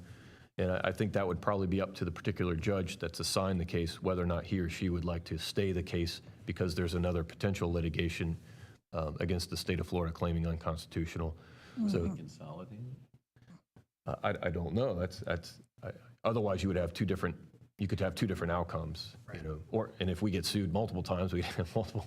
I could definitely see in Martin County, if we had 3 lawsuits, they would combine the lawsuits into one. So it's just judicial economy. It's better than having 3 separate lawsuits. I don't know how it would be handled if they're suing in Tallahassee and we have a case here that we're defending. And I don't. This would be handled by outside counsel on the defense side and on the plaintiff side. So we would be retaining outside counsel to defend the city for any lawsuit or lawsuits. And I don't want to speak ahead of time right now, and they might have a different, you know, strategy or recommendation on moving forward on that. So You may continue to ask questions. And what is the hard and fast relationship with this law firm, that it will be limited to the 10,000, then the 5 and 5? Or will we be suddenly asked for more money and more money, more money? I mean, there is a condition that they need 10 minimum, so they might come back if they have 9. I don't know if they're going to live up to the limit. They could come back and change the amount, but if they get 10, I think that's the number that, you know, they drafted the resolution that you have attached to it. So Yeah. I can't see them bowing out on that. But I think they're locked in if they have a minimum of 10, or, you know, if they have 20, same thing. They're locked in. I think PR-wise, it would be bad for them. Circuit court or district court? I did ask today, are we going in federal court or state court? And they said state court in Leon County in Tallahassee.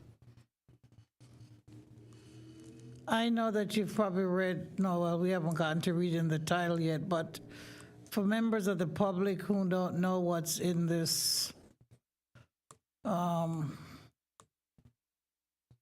was thinking of something that I'd ask you read to all the read. whereas No. No, I did read I the was title. looking at something.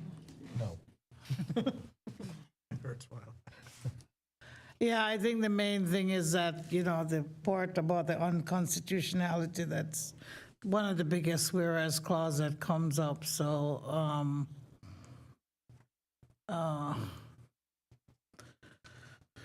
I don't have any other questions on this. Any other comments or questions? I just have a brief comment. We've enacted ordinances that are clearly in violation of our comprehensive plan.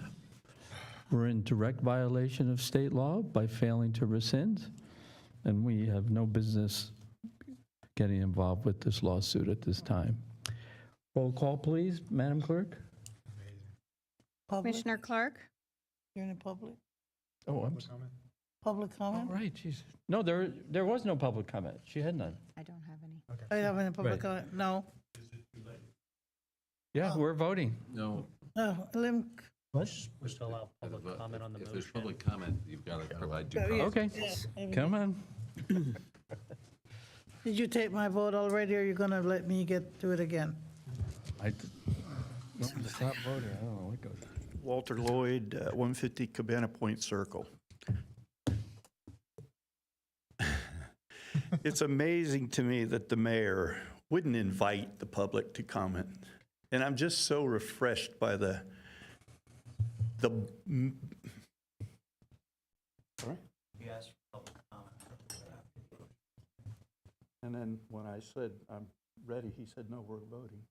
Oh. You guys need to I talk know to that we're not supposed to Yeah, you're have supposed to be talking. debate here, but No, you're right. anyway, I'm refreshed by the members that do look to the public for their comment. Also, as to the gentleman that's making the comment here, I got to see how he acted when he was sitting up there, and I'm just thankful for who we have. I applaud you for standing strong for the people that voted for you. Fear is never a reason to make a decision. We know that. So I just want you to continue standing strong for the people, even if it meant your removal. You're standing strong for your convictions and for what we elected you to do. Thank you. Thank you. You're welcome. I have no further public comment. Okay. Let's try the vote again, please. Roll call, please. Commissioner Clark? No. Vice Mayor Collins? Yes. Mayor Rich? No. Commissioner Giobi? Yes. Commissioner Reed? Yes. Okay. Mr. Baggett, motion passes. Will you please read item 5 for our consideration, please? Again, I'd like to point out this is the first reading of this ordinance. Ordinance number 2544-2025, an ordinance of the City Commission of the City of Stuart, Florida, amending the text to section 11.01.02 of the city's land development code by deleting the public hearing requirement for major development projects greater than 50,000 square feet and replacing it with public presentation, with a public presentation to the City Commission requirement, providing for conflict, providing for codification, providing for an effective date, and for other purposes. Back in April, the City Commission had directed staff to initiate a text amendment to Land Development Code, changing the public hearing requirement to a public presentation requirement. You might have the question is, how can we do the amendment here, but we're not allowed to do it under the zoning in progress? It's the city's position that this is not making the land development code more restrictive, it's actually making it less restrictive, which would not violate Senate Bill 180. So we are able to make these text changes to the code. I also want to point out that we had the public hearing with the local planning agency last week, and they approved this, they approved recommending approval of this ordinance with a caveat that to leave the public notice requirement in. If you look at the red lines in the proposed text deletions, there's a paragraph, let's see here, it's paragraph F, and it has City Commission public hearing notice. Notice of the public hearing shall be provided by mailing and by posting. The subject property requirements for notice for public hearings can be found in section 11.02.00. So the LPA recommended approval of the changes with the caveat of putting that back in. And so what they wanted is, at a public hearing, you have to put out, we have our ordinance that requires us to put notification out by mail and by posting on the property. And so they wanted that requirement to still be there just for the presentation. Just so you know, a public hearing is quasi judicial. The folks are under oath. There's a presentation from staff and from the applicant. You guys vote on it. With a presentation, it's just merely a presentation to notify you and the public of this project going on. And we cannot vote no. Well, there would be no vote in a presentation. Right. So that's kind of the issue. I guess it was set up originally to create a public notice by having a public hearing. Right. And it put the board in an awkward situation where it appeared that they could vote no, but they really couldn't vote no because it was in compliance with the code. Right. So this way we're alleviating. It's a public service. Okay. Do we have a motion? I had my light on, but I'll ask a question after we Yes. have a motion. I'm sorry, no, go So I'll ahead. make a motion so that I can ask a question with regard, with regard to Resolution 2544, 2025, move approval. We have a motion by Commissioner Clark and a whispered second by the Vice Mayor. He did. Okay, so my question is, I didn't see the LPA minutes, but I know that it just happened recently, but I'm glad that Mr. Baggett mentioned the LPA vote on this matter. I was concerned about the difference between residential and commercial, but I was told that 50,000 square feet is 50,000 square feet. And of course, the whole idea of whether or not it's the publication part of it, and whether or not even when you have that presentation, it is just a presentation for the sake of the public before the commission. It cannot be turned down by the commission. It's just to advise the public that whatever is happening on that property over 50,000 square feet is happening there, whether it's residential or commercial. And I hope it'll be okay. I mean, we've done, this has been there, but it's just been I guess you'd call it, I don't know if it's a confusion, but potential conflict or misunderstanding in how it's actually carried out, but making this plain and letting people understand that this is how it's going to be carried out, and there won't be any vote. It's just having it here in front of the commission to speak about it, to make a presentation about it for the knowledge and information of the public. And people might say, well, I'm here because I don't agree with it, and it's going to go, well, it's something that can be done and that has been approved, whether, I guess it's administratively, and it's something that could be done there. And the commission at that time cannot deny that project. That's great. Mr. Baggett, you wish to clarify? Yeah, I just wanted to clarify. So the way the ordinance is drafted is it does not include public notice, because I have that deleted. So That's what I was wondering, yeah. right, so you would motion to approve the ordinance as it's drafted, so. And We it was should put the seconded. public So notice. I'm just pointing out. I agree. Dina number- Peterson brought that up, too. Number two, this is the first reading, so we still have to come back for second reading. Okay. Okay. So normally what we do is we do a motion to transmit to the second reading, but I know you've already done, and I neglected to say that at the beginning of my introduction, but since you do have a motion, if you want to clarify My that. seconder agrees with whatever you just said.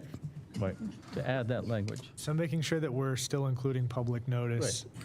Yeah. So paragraph F would be brought back in, and I can make those changes by the second reading. I wasn't able to do it because it was already posted on the agenda for the first reading, even though, because the LPA happened last week. It wouldn't have to go back to the LPA, would it? No. No, okay. Okay, now, public, do we have public comment on this item? Madam Clerk? I have none. You have none, okay. Any additional comments or questions from the commissioners? Are you doing all right down there, Commissioner Joby? look uncomfortable. I am. Okay, I'm sorry. Yeah, She plays hurt. You got to give her credit. Okay, roll call, please. Mayor Rich, Yes. Commissioner Reed, Yes. Commissioner Giobi, Yes. Vice Mayor Collins, Yes. Commissioner Clark. Yes. See that? We can do it. I like Should I have said no? Good idea. You probably can change it. Mr. Baggett or Mr. Martel, would you like to lead the D&D on item 6, please? Certainly. I don't know if any of you had a chance to click on the attachments to item number 6 on the D&D, but on June 23rd. I'm sorry.